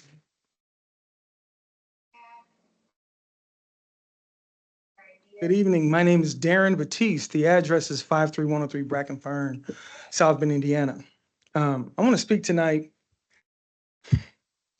I've heard a lot of vinegar. So tonight I want to be sweet. And one, I want to applaud the council members for setting a precedent. Because when it comes to issues of development, and it comes to issues of what's in the best interest of the city, you guys have a gleaming record of doing what's right. You've already granted 14 extensions. You've set a precedent in the city of South Bend for doing what's right when it comes to projects of development of this nature. And so with precedents, there's an expectation to continue in that path. And so either you continue to do what's right and keep your gleaming record, or you show a glaring double standard. And so I hope that you guys continue to do the great job that you've done and continue to grant extensions when it's warranted. And tonight is a perfect night of one that is warranted. That's all I got to say. Thank you.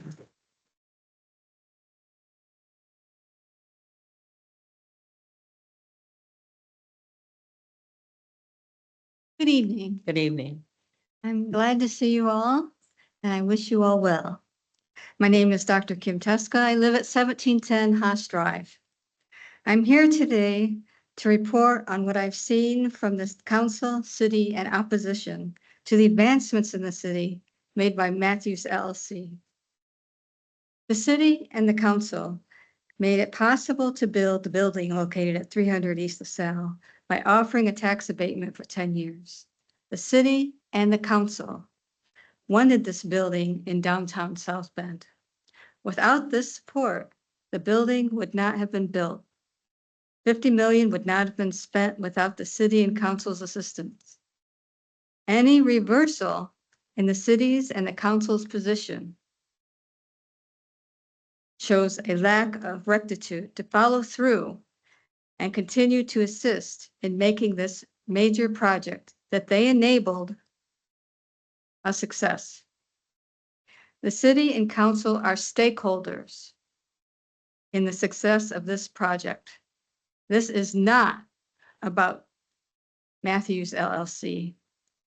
This is about the commitment that was made by the city and council to move forward with this major project that has had many barriers that were unforeseen and were not planned. Still, it has found its way to completion and now provides homes for families and their pets, as well as parking and a grocery store. The residents of Carl King Apartments shop at the grocery and are thankful for the collaboration that has enabled the grocery store and other services provided now in the Century Center. There is a pharmacy that delivers social services of Medicaid for children, families, the disabled, the elderly, and low-income working individuals. There's also nursing home assistance, nutritional assistance through the SNAP program, which the grocery store is in the process of becoming a vendor, assistance with job skills, temporary assistance, temporary financial assistance for needy families, and assistance for disabled individuals, as well as the farmers market, jazz venue, and small businesses. None of this was there when Matthews LLC bought the building. The city and council should be proud of their participation in making the East Race Market and apartments a reality. Without the tax abatement, it would not have happened. It would still be a large parking lot. The hope for a grocery store would still be out there. There would be fewer families in downtown, and there would be less future tax revenue. This is not about David Matthews. This is about the city council's continued cooperation with businesses who take a risk to improve South Bend.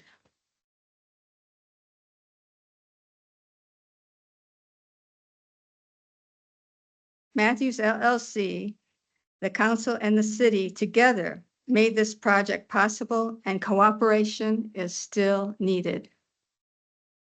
There's a dark cloud looming called bias.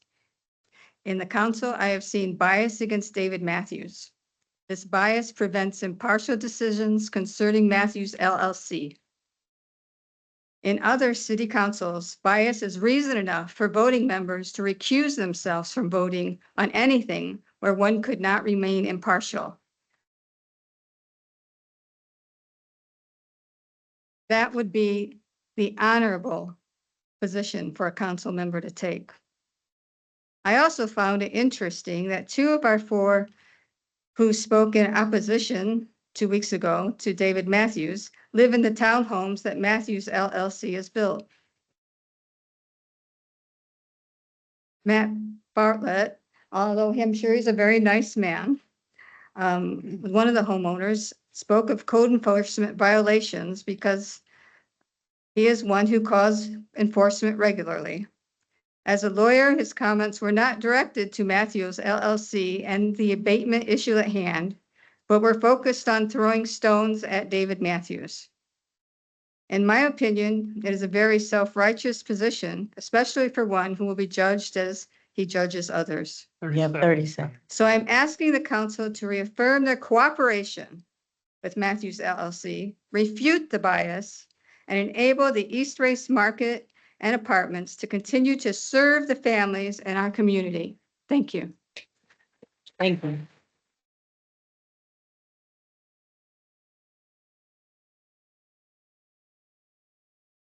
Good evening. My name is Monica Hoban. I live at 337 West North Shore Drive, 46617. I'm a lifetime South Bend resident. I've been a homeowner here for the past 38 years, and I'm currently a business owner. I'm also proud to call David Matthews my friend. I've known David for probably 20, 25 years. I've always enjoyed chatting with him, finding out new ideas that he's got and what he's got coming up in our community. I'm also old enough to remember South Bend before David Matthews, before a lot of would-be David Matthews, before we had a vibrant downtown where you could go and walk and have a nice lunch somewhere. The East Race was not even in existence. I own a charcuterie business, and I'm in one of the incubator spaces inside the Commerce Center. David Matthews made that happen for me. I wanted to be a business owner, but I didn't want to do it illegally out of my home kitchen. I didn't want to put my house on the line. I retired from Notre Dame. This is a second career for me. He made it happen because of the incubator space. allowed me to have a space where I could get my health department certification. And not only that, he has been a fabulous mentor to me. I've been there for 1.5 years. The spaces are 2 years, and then you move on. Well, I am able to start looking for a permanent space outside of the incubator in the Commerce Center because David has been there to help me hold my hand, well, not hold my hand, but just help me, guide me, tell me what I need to do because I'm not a business owner until now. He has a wealth of information. So he has helped me. He's helping all of his incubator people. I shop at the grocery store. I am thrilled to have a grocery store within 2 miles of my home. I'm thrilled to have a grocery store out the back door of my business so that I can go and get the things that I need. I think that we've heard a lot of great words here tonight. Pitchfork. Oh my God, Becky. I couldn't have said it better. Is that the message we want to send to out-of-towners? Come to South Bend and bring your business here, bring your construction, build your new whatever, but we're going to be there with pitchforks. No, that's not what we want. We also heard about bias. I think that's also another good word tonight. And then the last word that I'm going to comment on is not a word, a sentence. I'm not a gambler. I'm not willing to go and get the financing and what is needed to help make our city better by putting up 300 LaSalle. David Matthews, he's the guy who had the kahunas to do it, okay? So you need to ask yourself, are we better off with 300 LaSalle? I think we are. And I think that that's what it's about. Let's continue to try and keep that in town, in South Bend, keep the grocery store going. Thank you. Thank you.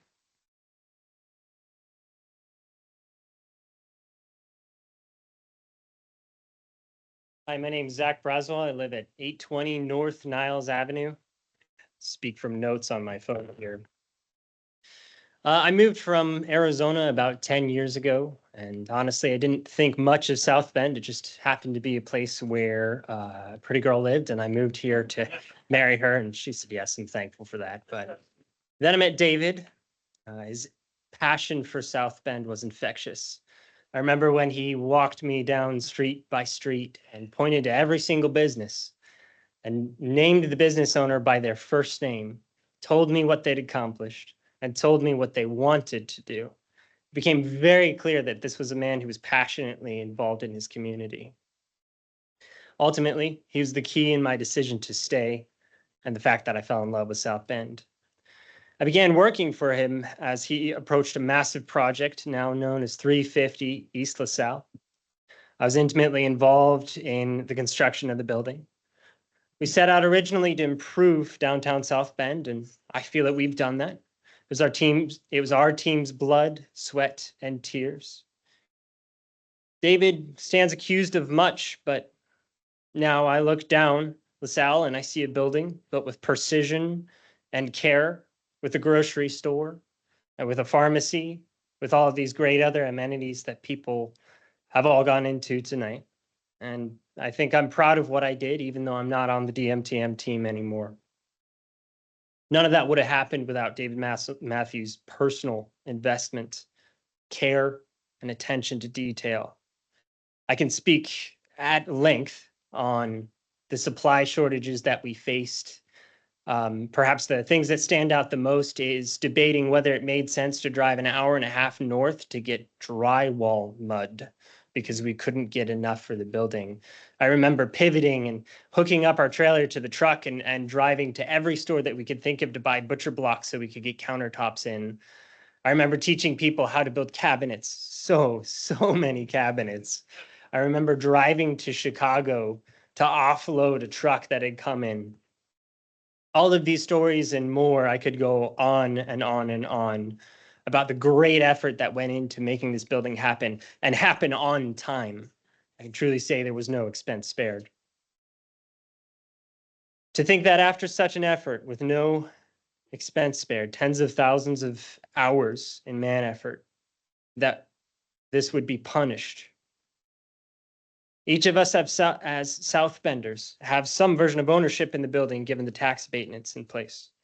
It would be folly to argue that our city, us personally, have not greatly benefited from the existence of 300. I implore the council to uphold the abatements on the basis of fairness towards DNTM, given the fact that other projects have received an extension. Ultimately, I'll end with this. I chose to raise my family here because I found it to be a place where I could make a meaningful difference. I implore you not to punish and penalize those who are trying so desperately to make a better future. Operate by the facts. South Bend needs developments, and there's a $41 million one sitting there where there was once an empty lot. Further, Dave Matthews has made movements to address all of the issues that the council has brought to him. I'd like to finish by asking a question. I looked up the mission statement of the city council.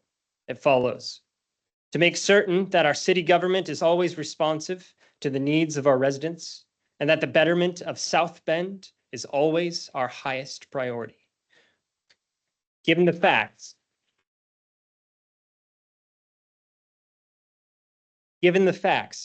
can you truly, in good faith, claim that this development has not furthered that mission? Can you honestly say that stopping the extension would serve the people of South Bend? I, for one, can't. Thank you.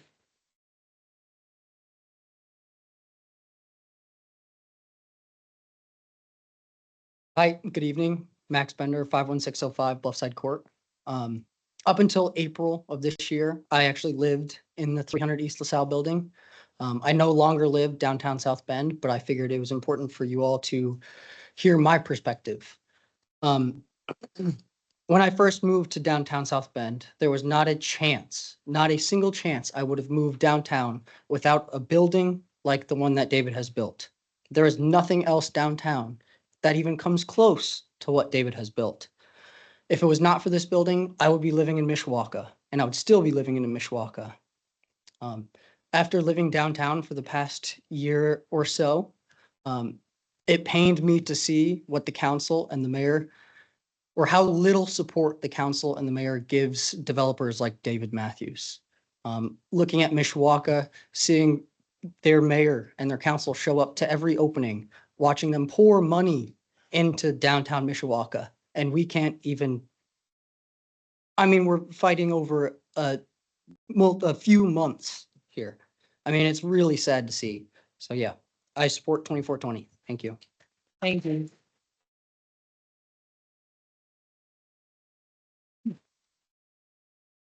Hi, my name is Lisa Borden, and I live at 2932 3rd Street in Niles, Michigan. Although I was a business owner in River Park for over 30 years, the old River Park Theater, I can speak to, as a small business owner, and just the massive need for redevelopment. So just owning that building alone and him having the Commerce Center is just amazing to me. So in addition, I'm a property manager. I recently joined David's team. Did I need to do that? No, I was actually moving to retirement, and I was going to manage a small art studio.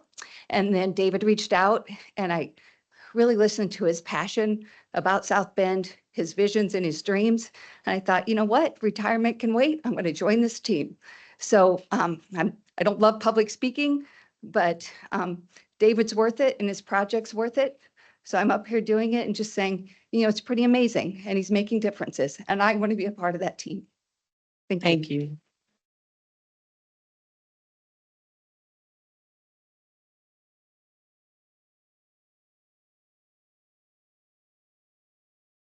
Hi, my name is Andriana Luce-Belger. I was the assistant property manager who helped Would you please state open- your address for the record, please? Yeah, I lived at 300 East LaSalle, Unit 912, South Bend, Indiana. Thank you. I lived in the building while I was also assistant property manager. And then I also I was assistant to Heather Braswell, who was the property manager at the time, and I would like to read the note that she wrote for the council. I would like to start by thanking you for taking the time to read this letter. I was a resident of the city of South Bend, Indiana for nearly 2 years and came to fall in love with its small city charms. From the rolling rapids of the East Race to the incredibly walkable downtown area, South Bend will always hold a place in my heart. I moved to South Bend, Indiana during some of the hardest years of my life.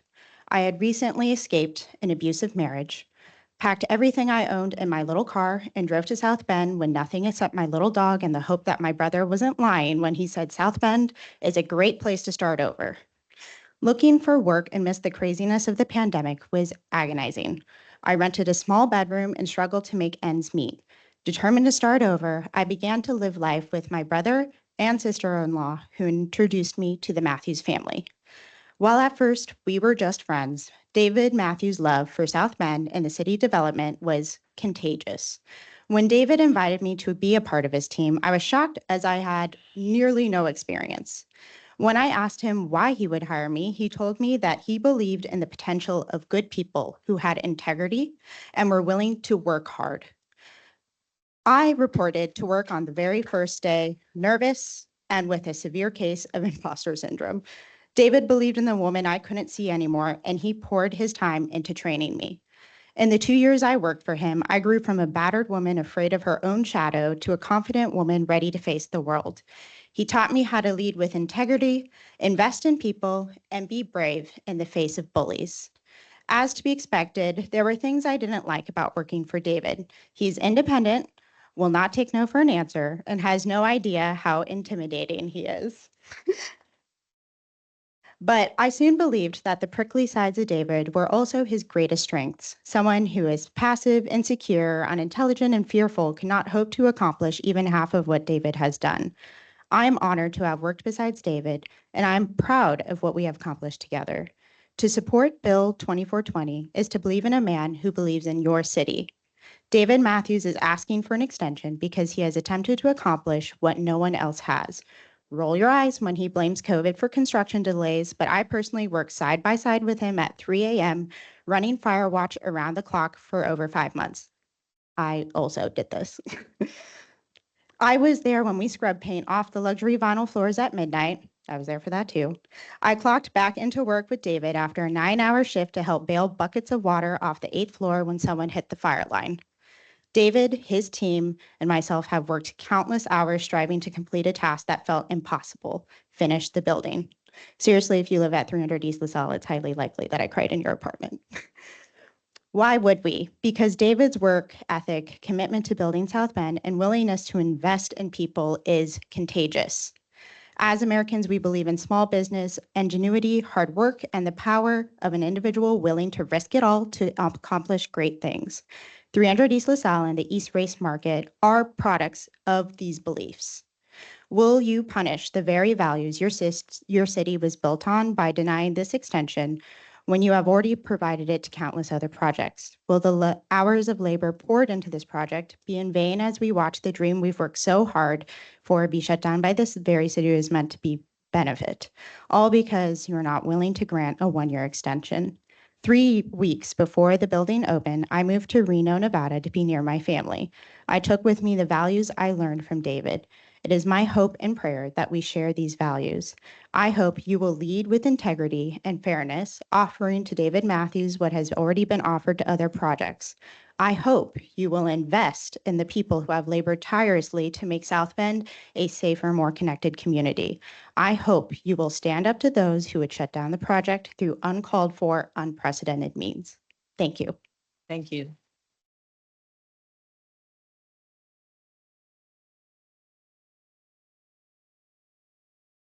Hello, my name is Rebecca Miller. I actually live in Lakeville, but I work at 401 East Colfax Avenue.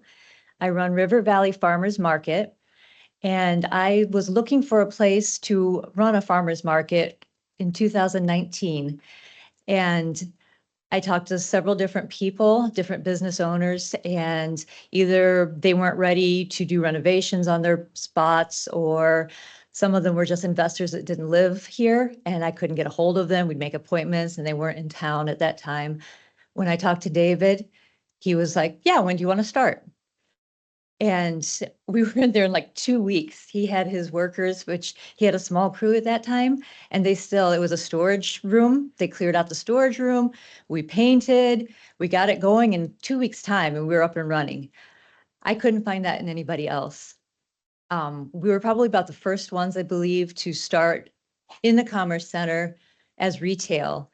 And at that time, the LaSalle project was basically just a hole there. It had been halted. I believe maybe the council had concerns about the grocery store Martin's pulling out, but the project had stopped that time. In the past 4.5 years, I've watched it grow. I've watched it be built.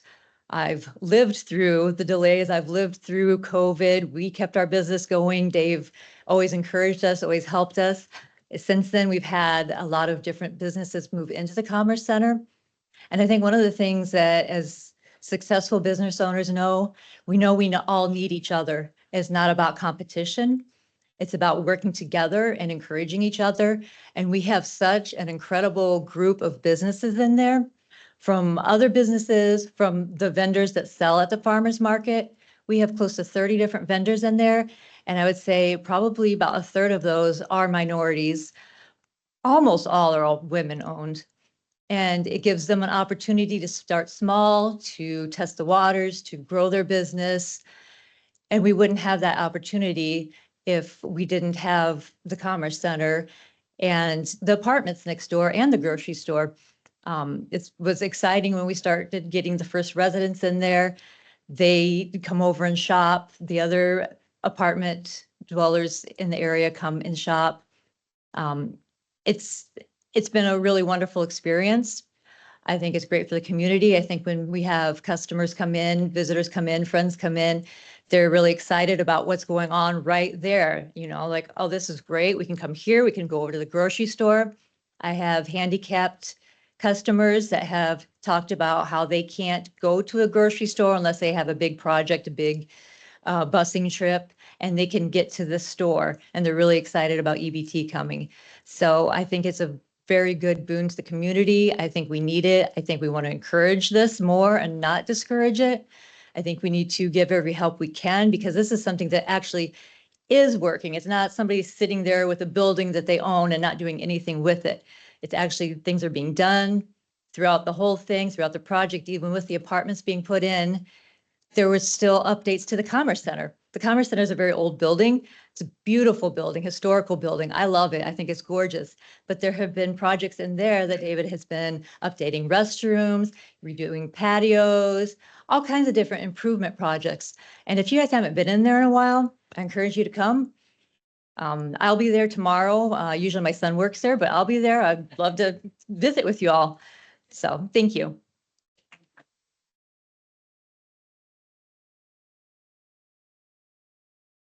Hi, my name is Blair Gingrich and I am from Elkhart. And so you're probably wondering, why do I care what's going on over there at East LaSalle? So I actually am the pharmacist who works at Healthy URX, the second location that Jada has opened. And I want you to understand the kind of pharmacy that you got, because a pharmacy can be like a CVS or a Walgreens, where there's not a lot of attention given to the patients that come in, or you can get Jada Bush's pharmacy, which is a whole different world. Just so you know, Jada was the DM of Walgreens in Chicago. Okay, she knows what she's doing. But what she did in South Bend is she has 2 locations, and the one in the Commerce Center, we have bilingual pharmacists there. So we're able to take care of our Spanish-speaking population so they can actually understand what they're taking and not have to go home confused and try to figure it out from their aunt. We have delivery services that go all over multiple counties, actually. So we take care of the people who can't get out of their house, or maybe that single mother who doesn't want to get all the kids back out onto the road again to go pick up her medications. So we don't need a drive-through because we'll take the meds to your house. We also do blister packing free of charge, because Jada believes that's what you do for people. So if you have an elderly family member who forgets to take their medication, go to Jada's pharmacy, have us blister pack that for your family member, and then you can keep track of how well they're doing with their medications and maybe prevent them from having to go into more of an assisted living situation. On top of that, I've spoken to countless people who've come into our pharmacy and they're so thankful that they can walk to a pharmacy now. They're thankful that we take the time to answer their questions. We battle out with their insurance. Oh, by the way, we take all insurances except for MDY. So that's most of the area, actually. Martin's recently shut down their delivery services from their pharmacy, and they don't do blister packing anymore. So Jada's taken on those patients. We also have contracts with group homes, and we're taking care of the underserved people in your county. So I think, I hope that I'm making the point here that you got a gem when you got Jada Bush to come in there. And you know why you got her? Because Dave Matthews reached out and asked her if she'd like to partner with him at the Commerce Center. So please consider what you're giving up if you start to pull back what you've already given out to David Matthews and all of the business owners who are benefiting from what you guys did when you extended that to him. Thank you.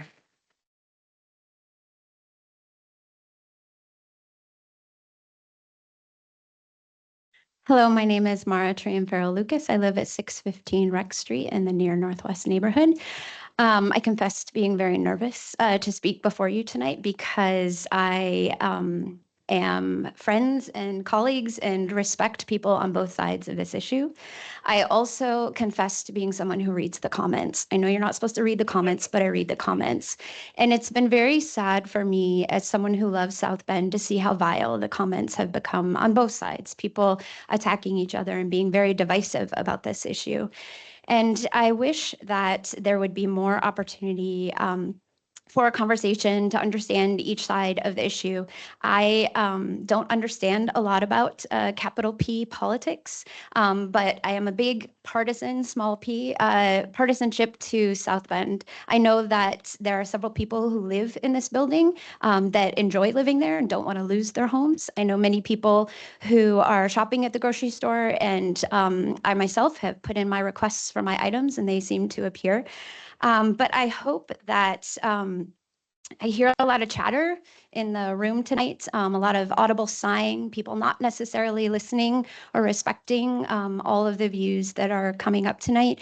And I just hope that the council can transcend that. I don't know, again, a lot about the background, but the memorandum of understanding sounds like a really nice compromise to me. If we're trying to work together to promote business, to promote development, and to be partisan to the city of South Bend and its growth and its vibrancy, I know that that sounded like a good option to me. So I hope that people can kind of maybe between the pros and the against, take a deep breath and think about what we can piece together to make this issue. I do know Dave personally. I was a part of the SB 150 committee. I led one of the subcommittees and had a really hard time with that. And Dave kindly met with me and gave me the Contrarian's Guide to Leadership to help me think through that, has helped me set up my own LLC, which I hope someday to grow to be, again, something that will benefit the city. And so I know that, again, there are a lot of emotions around this issue. There's a lot of history I don't understand. And again, as I read a lot of the coverage, I read a lot of the comments, the thing that really comes to my mind is to what end? To what end do we not provide an extension that we're giving to other people? What is the end game? And I hope that the end game can be that we all learn from each other. We all listen to each other. We all work together. We compromise, we give and we get, and we work together to build the city, to support this project that is benefiting all these wonderful people that we've heard from tonight and many that we haven't. So thank you very much. Thank you.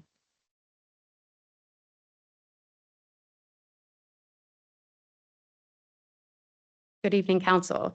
My name is Kara Bauman. I live at 3532 Chevy Chase, 46615. I too admit to being a little nervous. I did not plan to speak, but also I had to follow Mara, so that can be a difficult thing to do. I moved here in 2008 with 3 young daughters. I was excited because I was a Notre Dame fan, thinking that's all South Bend was. I was wrong. I quickly learned that South Bend was not what I had hoped it would be. I cried about relocating here and wished I could go back. I didn't feel safe taking my children downtown. The first time I walked the East Bank, because I Googled parks and Howard Park came up, I took them into the park and was quickly approached by someone who told me it was not safe to be there. Fast forward 16 years, those 3 girls are either in college or starting grad school. I'm proud of where I raised them, and quite a bit of that has to do with the vision of Dave Matthews and the projects he's completed, the way he has transformed our community. In May of last year, at the age of 42, I gave birth to my fourth daughter, and I'm excited to raise her in a city where anything is possible, where there's new development happening everywhere, and where residents love their city. A typical Friday night for my family at this point looks a little bit different than it did just a handful of years ago. I am also friends with Dave Matthews and several people in this room. As we would bar hop and have fun downtown, it now looks like my 1-year-old, my husband and I having dinner at Howard Pork, another business of Dave Matthews, and walking to the grocery store to pick up essentials before going home. Because it is very real to be a mother and to feel like you will have to lose your mind if you have to make one more stop on the way home somewhere else. So it is a blessing to be able to walk and do those things as part of a nightly routine and enjoy it. In 2013, I remember sitting down with Dave in his living room, asking for candid business advice. He asked me tough questions, and before one of my last answers, I laughed and uttered the words, "Don't judge me for this." We often say that. We're going to tell the truth, but don't judge me for this. I will never forget Dave's response. He said, "I may judge you, but I won't reject you." I ask you, Council, to do the same. Recognize what Matthews LLC has accomplished for our city, putting aside any personal feelings or judgments about Dave Matthews himself. Feel free to judge him all you want, but on behalf of the residents of South Bend, please do not reject the 300 LaSalle extension. I support 2420. Thank you.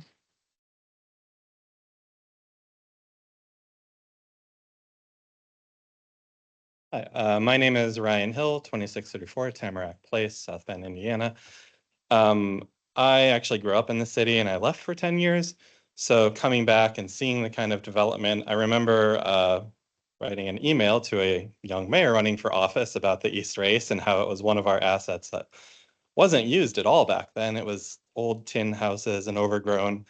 Coming back, it's a whole new thing. So I appreciate that kind of development. My background in education is actually in public policy, partially because growing up here in that kind of situation in town, it's really interesting to me to see, I really wanted to study what made a city come alive or what helped cause issues. And one of the things that I remember looking at when I saw the kind of the overview of the agreement for this building, this complex is, holy cow, he said he was going to go grocery store and a pharmacy in there. If you study city development right now, that's one of the big issues around the country is we are seeing those close. It's very hard to get a permanent grocery store. They're not profitable businesses in a lot of cases. Pharmacies, we've just seen the wave of closures from CVS and Walgreens. Rite Aid is getting rid of their pharmacies. So him successfully managing to attract and do those, even though the grocery store has been particularly bumpy, I feel like it's hard to underrate even the experience of supporting those businesses as other work around the city has done. So on the policy side, I found that to be a really important thing to consider what has come of this. The other thing that I wanted to mention is someone mentioned earlier to kind of think about to what end. In policy, we always want to really think with humility and remember that the ripple effects of what we can do can be really dangerous. I did my master's in Denver, actually, so I got a chance to study a city really coming to life and growing.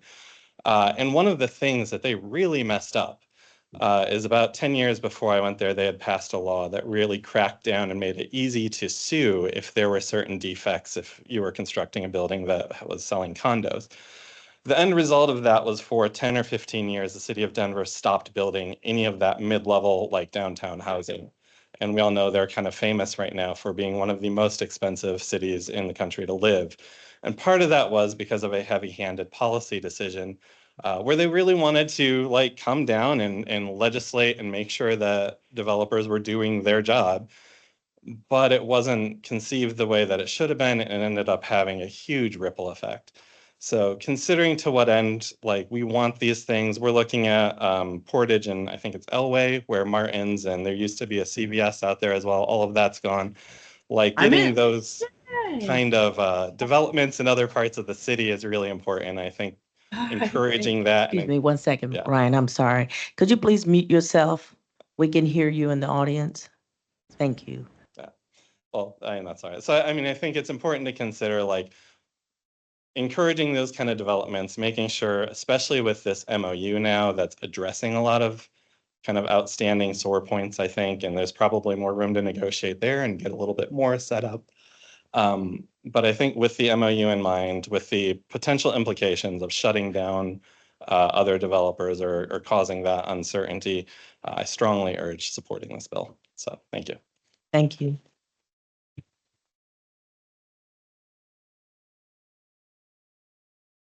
Hey there, my name is Jesse Schmiel. I live at 911 Royal Vineyards, and I was born and raised in the city of South Bend.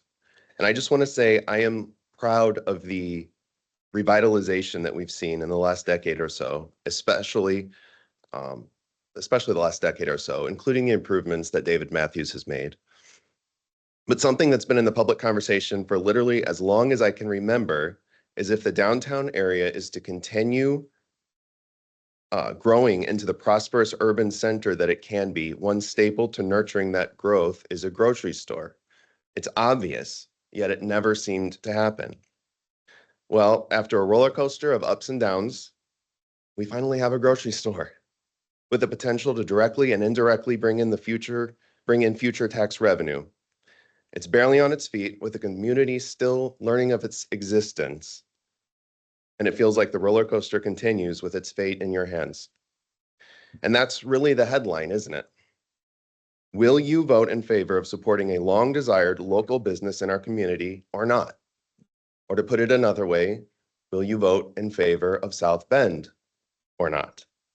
This is quite literally a kitchen table issue.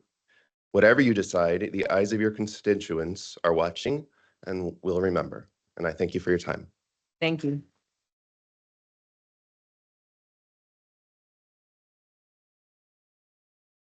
My name is Nancy Yoakum and my address is 1438 East Madison Street. When I first got up, I was last in line, and so I said I'd be brief, and I will also.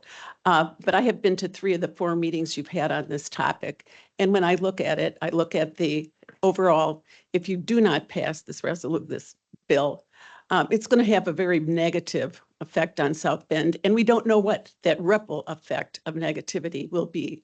And as I listen to everybody tonight, to me, only both the city and Dave Matthews will benefit and gain from passing this. So I hope that you would look to make our city better. The city will get more money, if that's what we're looking for. People will want to live here, but the upside of passing this is huge. The downside is terrible. Thank you. Thank you.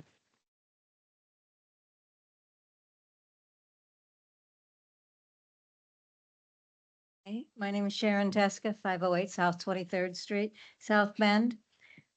And I almost wasn't going to come up and speak because I was, everything I wrote out, Dr. Davis said in his benediction today that, that we need to get, if we need to look to the heart and to God for whatever, or whatever supreme being of your belief for guidance, because any decision that comes from the standpoint of love, guidance, and respect for humanity of all viewpoints can't help but be the right choice.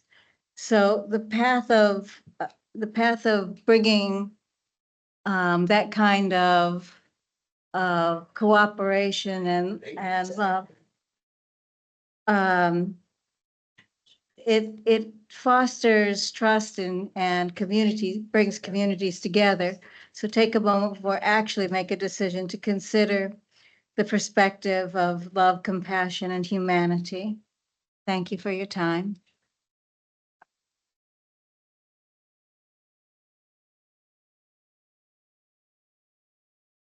Hi, I'm Esther Venerable. We own a medical building on 16605 State Road 23. I'm in favor of this resolution 2420. When I moved here almost 14 years ago, downtown South Bend was definitely not the place for me to go. I didn't like to go there. I didn't feel safe. But now I feel it's nice to go there with my kids and do stuff. And so I think we need risk-taking people like David Matthews to make South Bend a better place. So Thank you.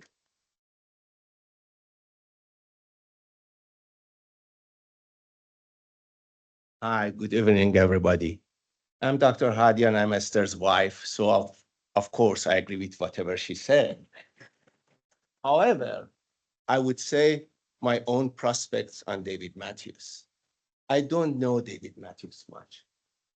I have been lucky enough to know his wife, Mrs. Velvet Canada, who is here tonight. Why is it relevant? Velvet was our office project manager. She delivered that right on time. And behind every man is a great woman. But even a great woman like Mrs. Velvet Canada could not beat COVID. I know Velvet and I know COVID as a physician. And I understand you may have some issues technically. I'm a physician. I'm not anything to know, not somebody who knows anything about law details of this. What I think, whatever caused you to vote against David Matthews in this case, I've been many times in my life wrong. When I thought again, how much do I lose if I change my mind? I've never been more proud of the times that I changed my mind for the better. What is the big picture here? We have all our own opinions, ideas, the way we think, our bias. I have my bias. But regardless of what I have, how much will it change if I change my opinion on this issue? Again, I told you, I know great woman behind David. She would have done anything to get this project on time, as she did in our office. But even she could not meet COVID. Unfortunately, many people fell because of COVID. And when I see that as a person, that this is my first experience to see this, I hope my heart will not be broken tonight. Thank you.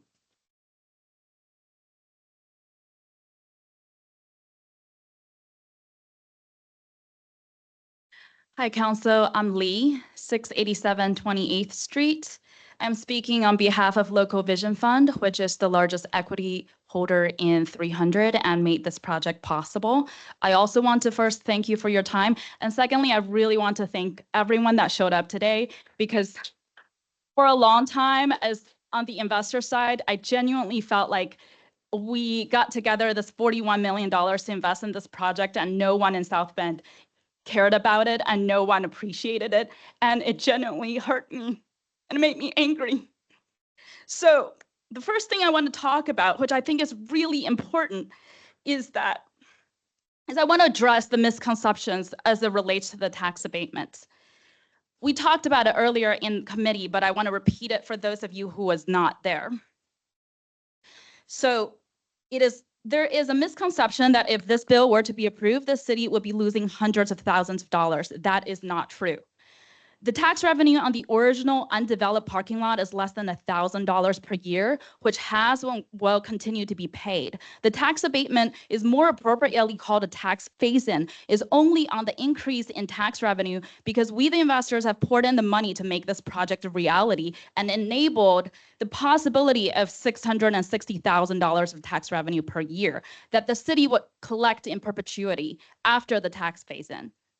So why would the city give this tax abatement in the first place? It's because the city wanted this empty lot to be turned from $1,000 of tax revenue into $660,000, and from an empty, unsightly, unutilized lot into what it is today that many people have talked about, 144 units, 30,000 square feet of retail and office space, the grocery, the pharmacy, all of that.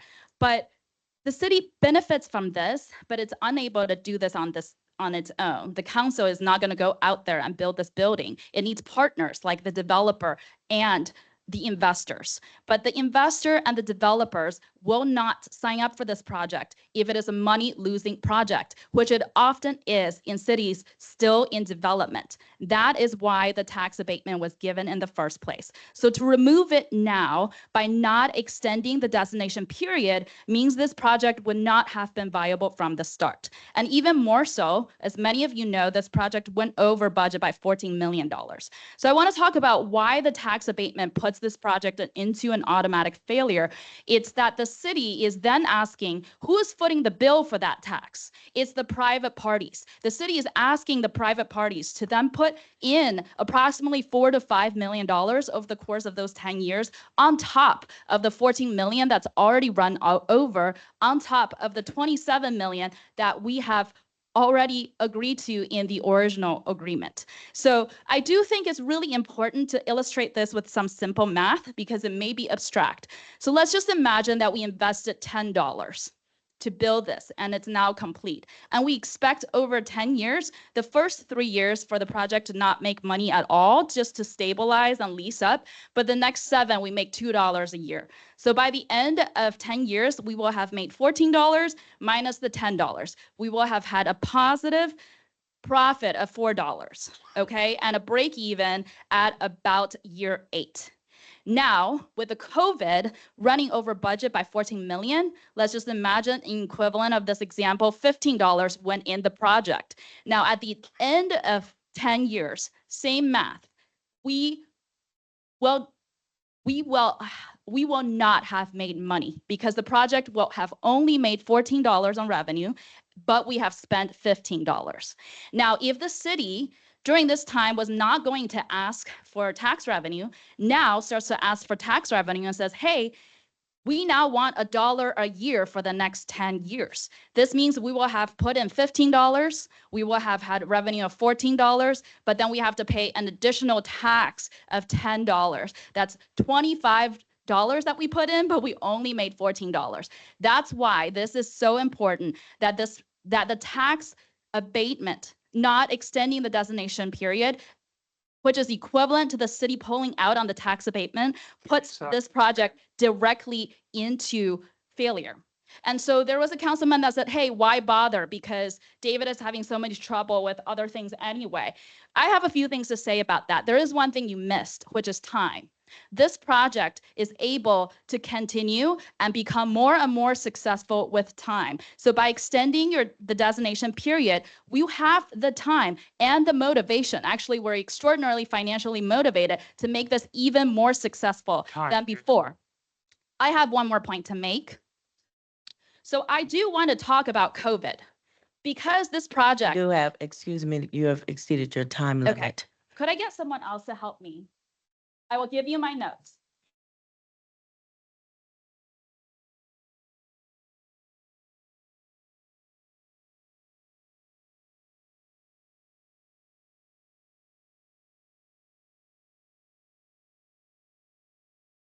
Thank you. If you can please give your name and address for the record, and then you can continue. Cynthia Walter, 9821 Banyan Court. Thank you. The construction delay is due because of COVID. The construction costs, if you just look between October 2020 and October in 2022, construction costs increased 35%. And this is in the construction industry at large, not just South Bend, but just at large. That's what happened in the United States with COVID. By now, we've started to forget what happened to COVID, but it was bad. The price of structural steel more than doubled. The price of lumber went up by 323%. I know for us, we were trying to buy OSB and we were paying $90 for it when it used to be $6.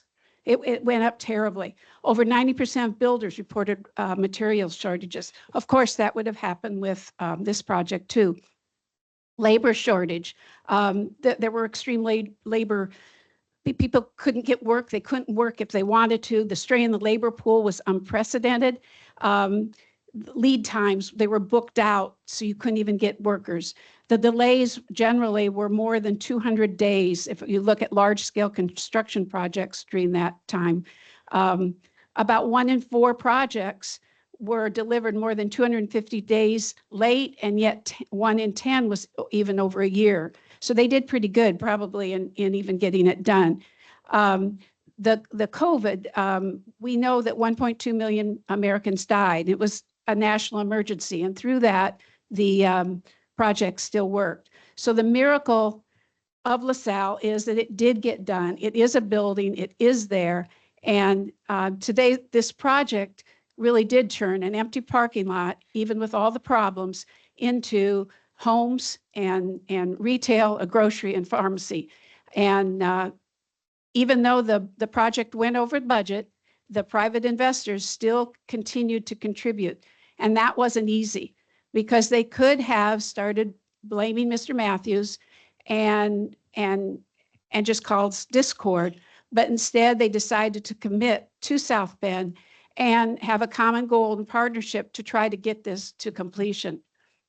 So partners were involved, that including banks, contractors that showed extraordinary understanding for this shared goal. They've talked about the assessor. That is only during the designation period and the assessor visit. And if it doesn't jive just quite right, you don't know exactly when the assessment was made, when the it was actually produced on paper saying this is when it starts. So through discrepancies in time with that, it makes it very, very hard.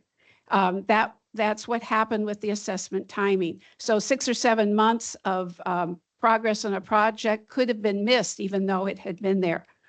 So this designation period of what they're talking about, that after much research, with the past council minutes and educational materials about tax abatement through the process of the Department of Local Government Finance in the United States government, there were some questions to Steve McKinney at DLGF. The designation period is not required in the statute, and the vast majority of Indiana cities and counties do not include an expiration date to that designation period. The second point, it can be easily extended and renewed to make tax abatement qualifiable. And third, St. Joseph Township starts counting the designation period at the first year the assessor monitors an increase, which better approximates the progress of construction. In the case of this place in LaSalle, the 4-year designation period would start in January of 21, where the assessor first marked the building at 38%, and then, as we know, expire 4 years later. So South Bend passed 14 resolutions. We've talked about this before, extending the designation period by an average of 1.9 years, 5 of them to over 5 years, 6 were extended retroactively. 30 seconds, ma'am. Please remember that this opposition should not be towards David Matthews, but it's more for what the project is. It's not a personal thing. It's a bigger thing than that. South Bend needs to realize that 300 East LaSalle development is there. It is a big building and it looks pretty good. Thank you. Thank you.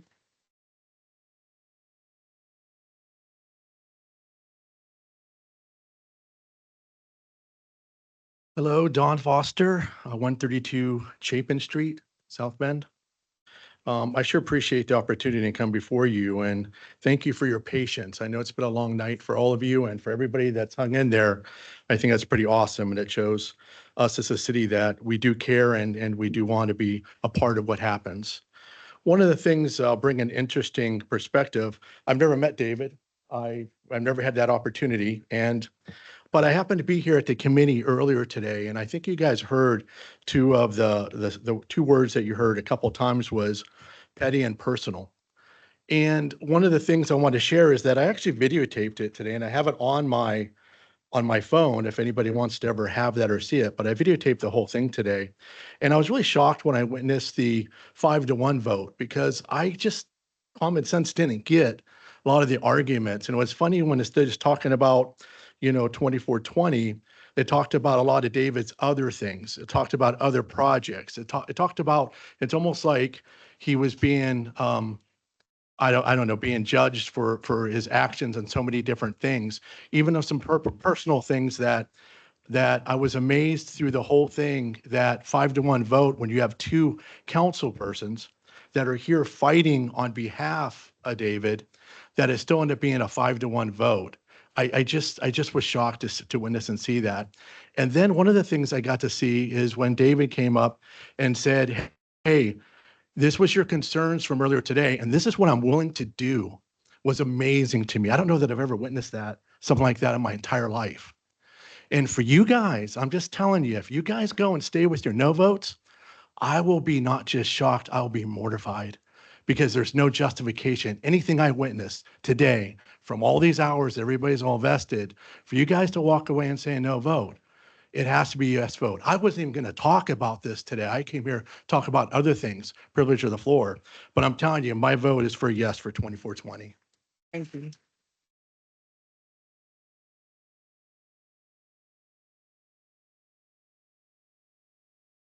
Hello, I'm Brendan Crumlish, President of Businesses United 4 Incorporated, 3215 Sugar Maple Court, South Bend. I'm here with the members of our corporation tonight to show our support for David Matthews and Bill 2420. Thank you. Thank you.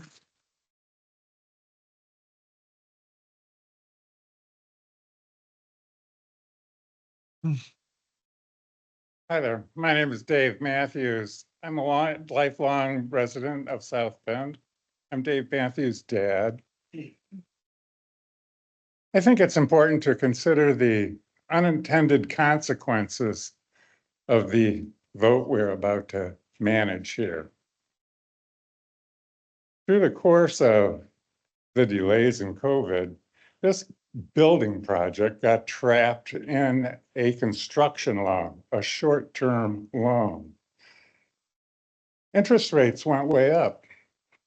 Just like if you had built or purchased a brand new house and had to wait a little while to get a mortgage, all of a sudden your payments would double.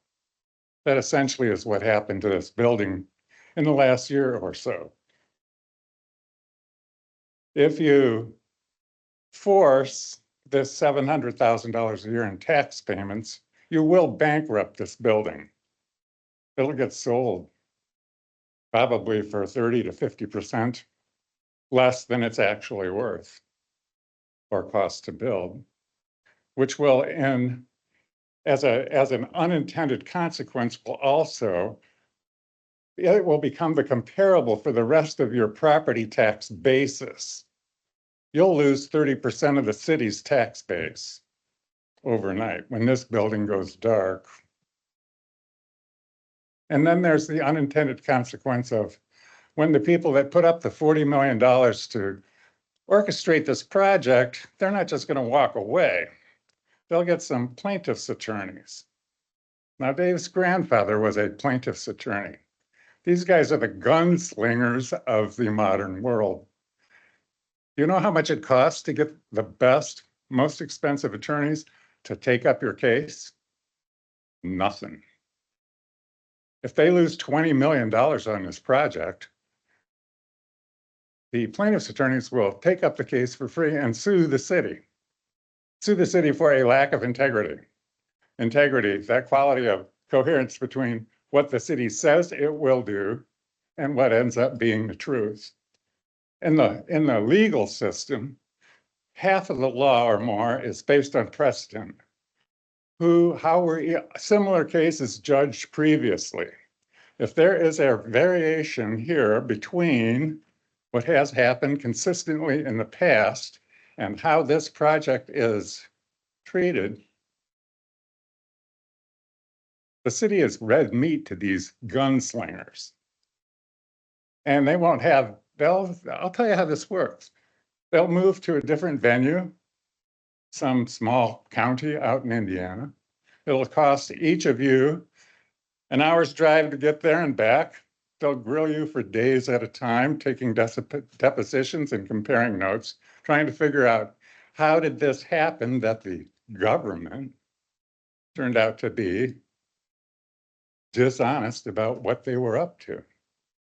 And we can argue, these lawsuits take 5, 10 years. The city will never collect $700,000 a year in taxes from this building for the next 10 years anyway, because it'll be all tied up in lawsuits. And then these lawyers will go after punitive damages to punish the government of 2 or 3 times what the actual loss is in terms of computed dollars. These are unintended consequences that if you don't allow this extension, you're just setting yourself up to cost the city literally millions of dollars in legal judgments. I hope you're smart enough to do the right thing. Extend this deal that the city made that orchestrated this $40 million of outside money coming from across the nation or outside of the city that landed on our streets to enhance our community for the next 50 or 100 years. This is, the only logical thing to do is treat this project like you've treated all the other projects that, through no fault of their own, endured things like COVID and other extensions. So remember, the mortgage payments on this construction loan, this building's not mature enough to get a long-term loan. This construction loan doubled. If your house payment doubled, you'd be in a jam. Push this tax assessment, you will bankrupt this building. You'll have a big gray box on your hands and a bunch of lawsuits. Thank you. Thank you.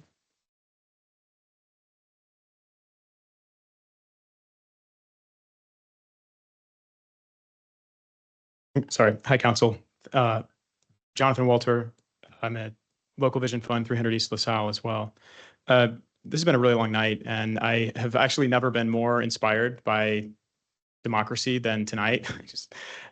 I don't know if when everyone started on council or first imagined taking a position of responsibility, a civic responsibility, they knew that, I'm sure everyone did, but that you'd be here till very late in the evening. So I just want to thank everyone because I think it's just shows so much respect and consideration to the process, which we do trust of democracy and of this city council. So I sincerely do thank each and every one of you, regardless of however your decision may be. I think it's deeply appreciated.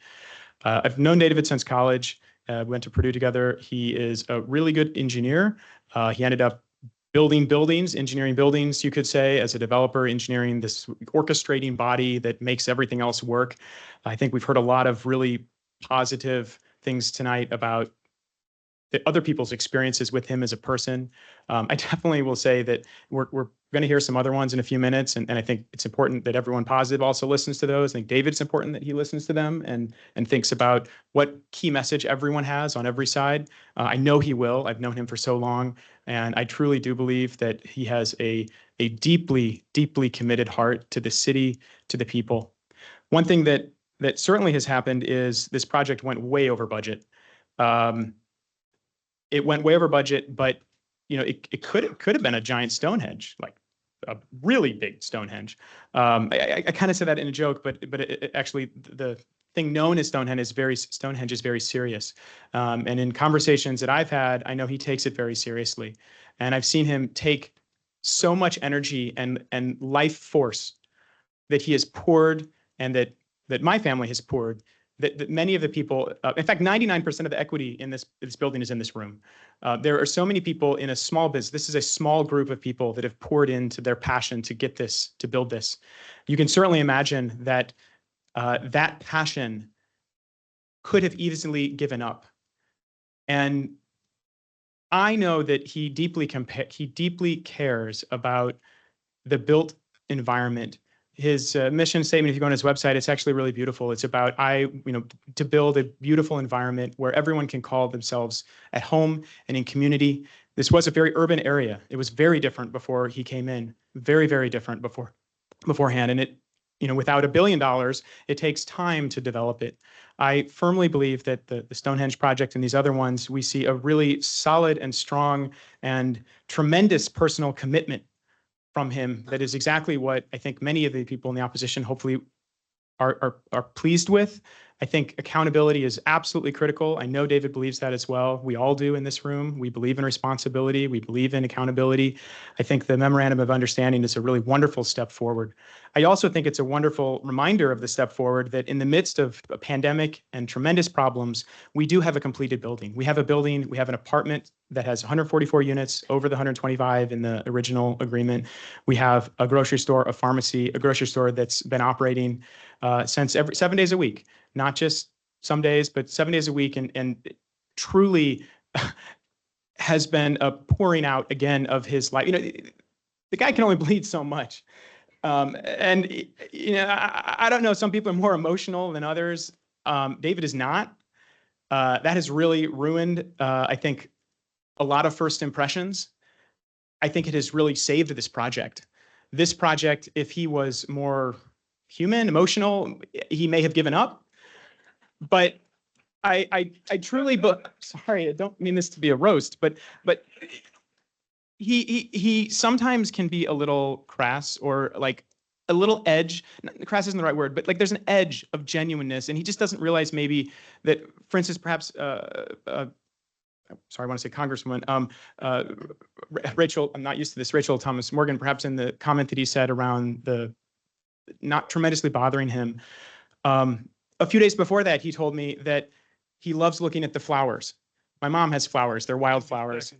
Yes, sir. I think that the meaning behind that is that, you know, that was not maybe the best word, but he truly does care. And the best way to see that is by his actions and by pouring out truly his life in the midst of raising a family, 2 babies.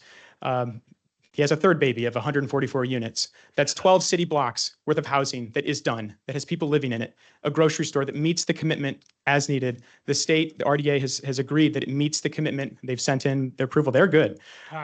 Thank you.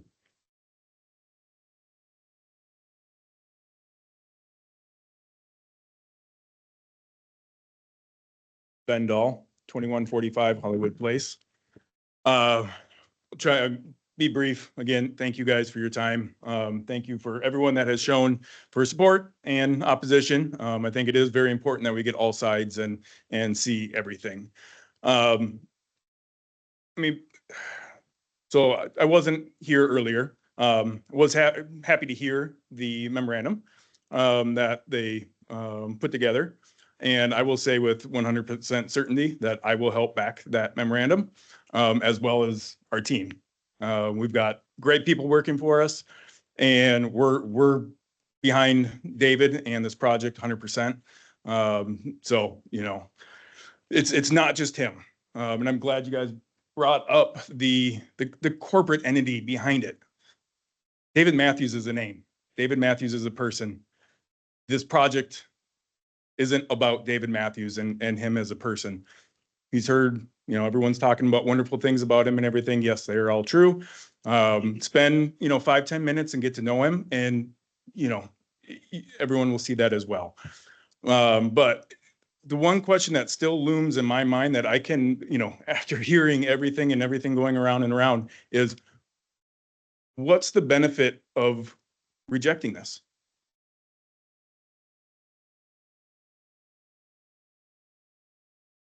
The only upside I see is by approving it. Now, approve it and hold his feet to the fire. You know, let's get this stuff taken care of. Let's get all, you know, the other things that aren't associated with this project but are attached to his name. Let's clean those up. Give us a timeline, give us a time frame, and let's move forward. Just all this negativity and all this divisiveness, it just rips dominoes and makes everything that much harder to actually accomplish things when we face opposition every step of the, you know, of the way. So please, you know, reconsider and pass this bill. Thank you. Thank you. Clerk Serrato, do you see anyone online wishing to speak in favor of? Clerk Serrato, do you see anyone online wishing to speak in favor of? There is no one online wishing to speak in favor of the bill. Thank you. Hi, I'm Velvet Canada. I have offices at 401 East Colfax in South Bend, Indiana, 46617. Wow, thank you for all the support you've come here tonight and the stories that you have given to us. This has been 9 years of my life in this one building. I have seen several iterations of it. I have gotten to deal with almost about every problem that came up with it. And I'll tell you, we took every problem and we did our best that we could. Was it 100% perfect? No, but none of us are perfect. This building was built by humans. I don't know about y'all, but I really like Seinfeld, and he came here and it was probably one of the best times of my life of getting to laugh, especially after doing this building with my husband. And so he talks about communication, and one of his skits he does, it's about the low talkers. And then the other one is about the close talkers. And in this, he's like telling us like communication is key, and that you have some people that might talk really slow and you can't understand what they're saying. And that causes a problem because you lose the communication with them. And then he talks about the close talkers, and they're the people that are in your face and they want everything to be heard, and you're in your way and you're just trying to get back and you can't listen to them because they're in your face. I want y'all to know that we did reach out to the mayor and to the city. I have a list of emails. In June 2020, I had to reach out and ask that the panels on the building, why they hadn't been paid for our contractor. And they had sent the bill in April and it was paid in June and approved by the Redevelopment Commission in June. I then reached out in August of 2020, asking to meet with the mayor. And I did this after David had tried many, many times. Then Wilhelm, our contractor, tried many, many times. And I said, you know what? I will try. I will persevere. I am a Libra. I like balance. I want there to be conversation. I believe that we can all talk and get something done. But again, communication is key. Some of you are copied on the email that I sent to the mayor, but I'll tell you, in August of 2020, I asked for a meeting. It took 74 days to have a meeting. And you know, I asked for one thing. I asked for the mayor to please show up. You were the leader. And please keep in mind, in 2020, there was nobody in head of DCI. Nobody was there because James was now our mayor. And I voted for him to be in that position. I wanted him to be in that position. And I worked with him alongside trying to get this building to where it is today. Do you know that I was told at the beginning of that meeting that the mayor would not be in that meeting and that he was not a decision maker? And I was like, wait, he is our leader. He should be the decision maker. He needs to be here. I still yet have been in a room, in a meeting with Mr. Mueller. And that is infuriating because I sat here and I listened to people upset that David didn't show up to a meeting. And here I am trying to project manage one of the largest buildings, $41 million. You've heard that so many times tonight. And I can't get the leader to give me some time.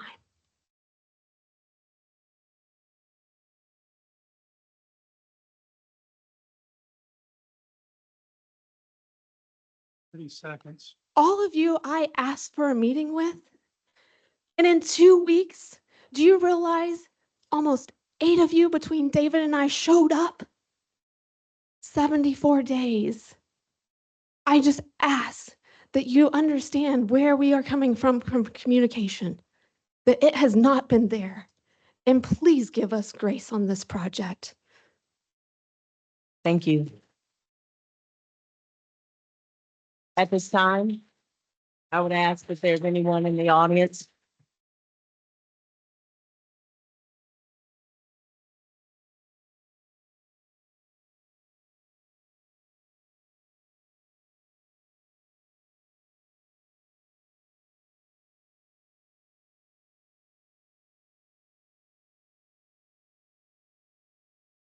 Thank you, thank you. We appreciate your time. At this time, I would ask, is there anyone in the audience wishing to speak in opposition of this resolution? If you are wishing to speak in opposition, please come up to the mic and give your name and your residential address. And the same said, 5 minutes for presentation.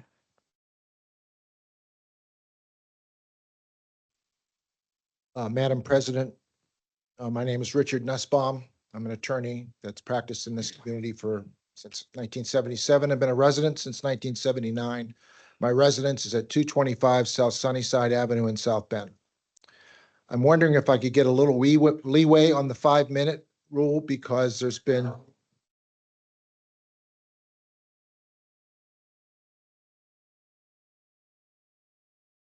Madam President? I didn't know if you were, what were you asking, but. Well, I'm here for a number of people to speak, and I'm not sure I can get it in 5 minutes. I did, at this time, we have, excuse me, ma'am, I think I could handle addressing him. Thank you so much. Mr. Nussbaum, it's 5 minutes for the opposition, speaking in opposition. Okay. President McBride, I would acknowledge that Mr. Nussbaum has filed his formal remonstrance according to 211 BD3 states that he is, as a representative of a large group of neighbors, he is entitled to be to speak untimed. Thank you. I would let the parliamentarian And speak to that point. he did email both you and I did see the email, but I would turn to the parliamentarian regarding the legislative ruling. it's totally within your discretion. Thank you. Mr. Nussbaum. Good. I'm sorry, ma'am. Is it If you could- my limit to 5 minutes? Is that what you're? How, yes, we would have you stop at 5 minutes, and if you can give a summarization of that, that would be great. I'll do my best. Thank Okay? you. There's been a lot said here. First of all, I'd like to comment on the fact that this MOU was submitted at the beginning of the meeting. I don't know who's seen it other than the council. It seems to me that it needs to be looked at. From what I could hear, because I never saw a copy, there are no commitments in here that aren't already commitments. In other words, there's taxes that need to be paid because they're due and paid. There's cleanups that need to be done because they haven't been done. There is, it was mentioned that Mr. Matthews would personally eliminate the tax abatement if he didn't follow all those things. Well, that's already true by law. The tax abatement can be withdrawn if the commitments made by the developer aren't met. Now, having said that, it's great to see that there's been some movement coming from the developer, because as we mentioned at the committee meetings, there was countless times that the Redevelopment Commission invited Mr. Matthews to come and to explain what was going on, and he simply refused to come. There were neighbors that asked him to explain what he was doing with the Children's Hospital. We asked him, he refused to come. I've heard a lot about communication and trying to get along. You're not going to have communication if you don't have two parties in the room to talk. Now, tonight, we got some communication, no question about that. Wish it would have happened a lot sooner so that we could have a much more reasoned discussion about some of these things. With regard to COVID, no one is minimizing COVID. There were lots of problems. The city has granted many extensions with regard to this project. I just wish that Mr. Matthews had been equally as giving and understanding of COVID for some of his tenants that he sued because they didn't pay his rent. Or there was a person that wrote a note this morning who said that they went to Mr. Matthews because there was construction going on and they'd like some relief from their lease. Completely refused it because it was a commitment. It works both ways.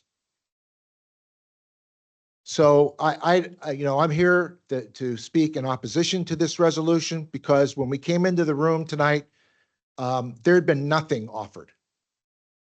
Now we hear that there's something that's being offered. I think it would be unreasonable for the sponsors of this bill and the petitioners to demand that the council take action tonight without at least looking at this, having council review it. We've already heard from a couple of people how we're all going to get sued. I was a city attorney for 10 years. I think say with some degree of certainty, there's not going to be any punitive damages. The city's not subject to punitive damages. This is a legislative body that's entitled to a lot of discretion. And as long as the city is doing things in good faith, not arbitrary and capriciously, they're going to succeed in court. So maybe the solution tonight is to table this. Let's look at the memorandum of understanding. Let's see where it takes us and come back at some other time to see if we can get something resolved. Thank you.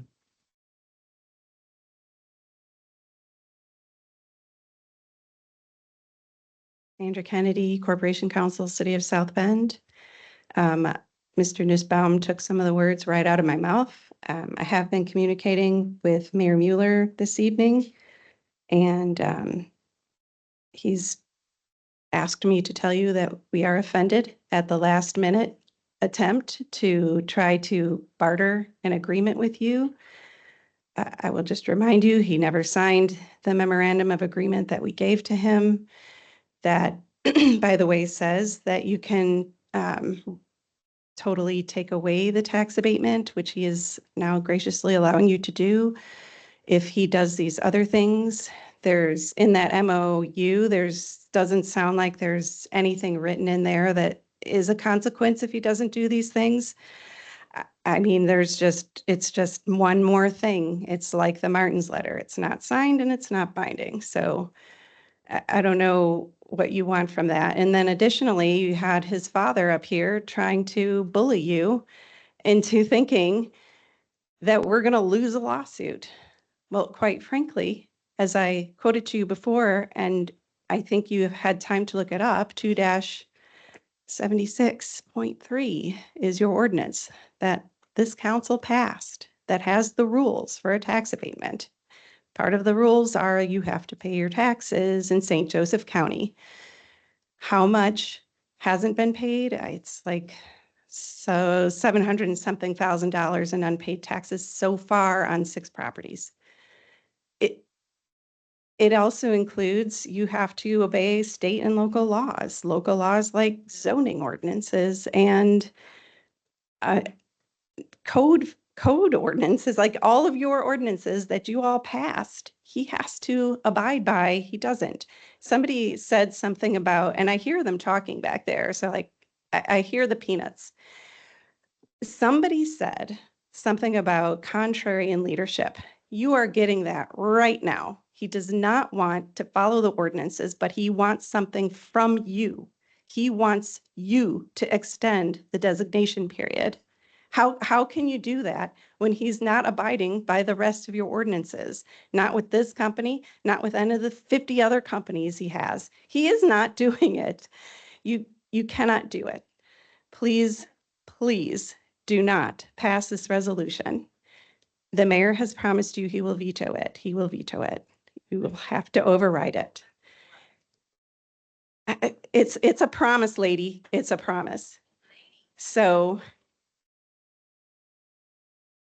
this is why they only drag me out when no one else can come. I'm not suitable for company, but I'll just tell you this much. This is a bad thing. You do not want to approve this resolution. You do not want there's all sorts of smoke and mirrors here. You've got old Commerce Center, you've got new Commerce Center. You can only have a tax abatement on a new Commerce Center. The resolution is on both Commerce Centers. You cannot pass the resolution for that reason. You cannot pass it because your ordinance says you cannot pass it because he hasn't paid taxes, because he hasn't been abiding by the laws of this city. Thank you. Thank you. Good evening, members of the council. Members of the council, my name is Frank Perry. I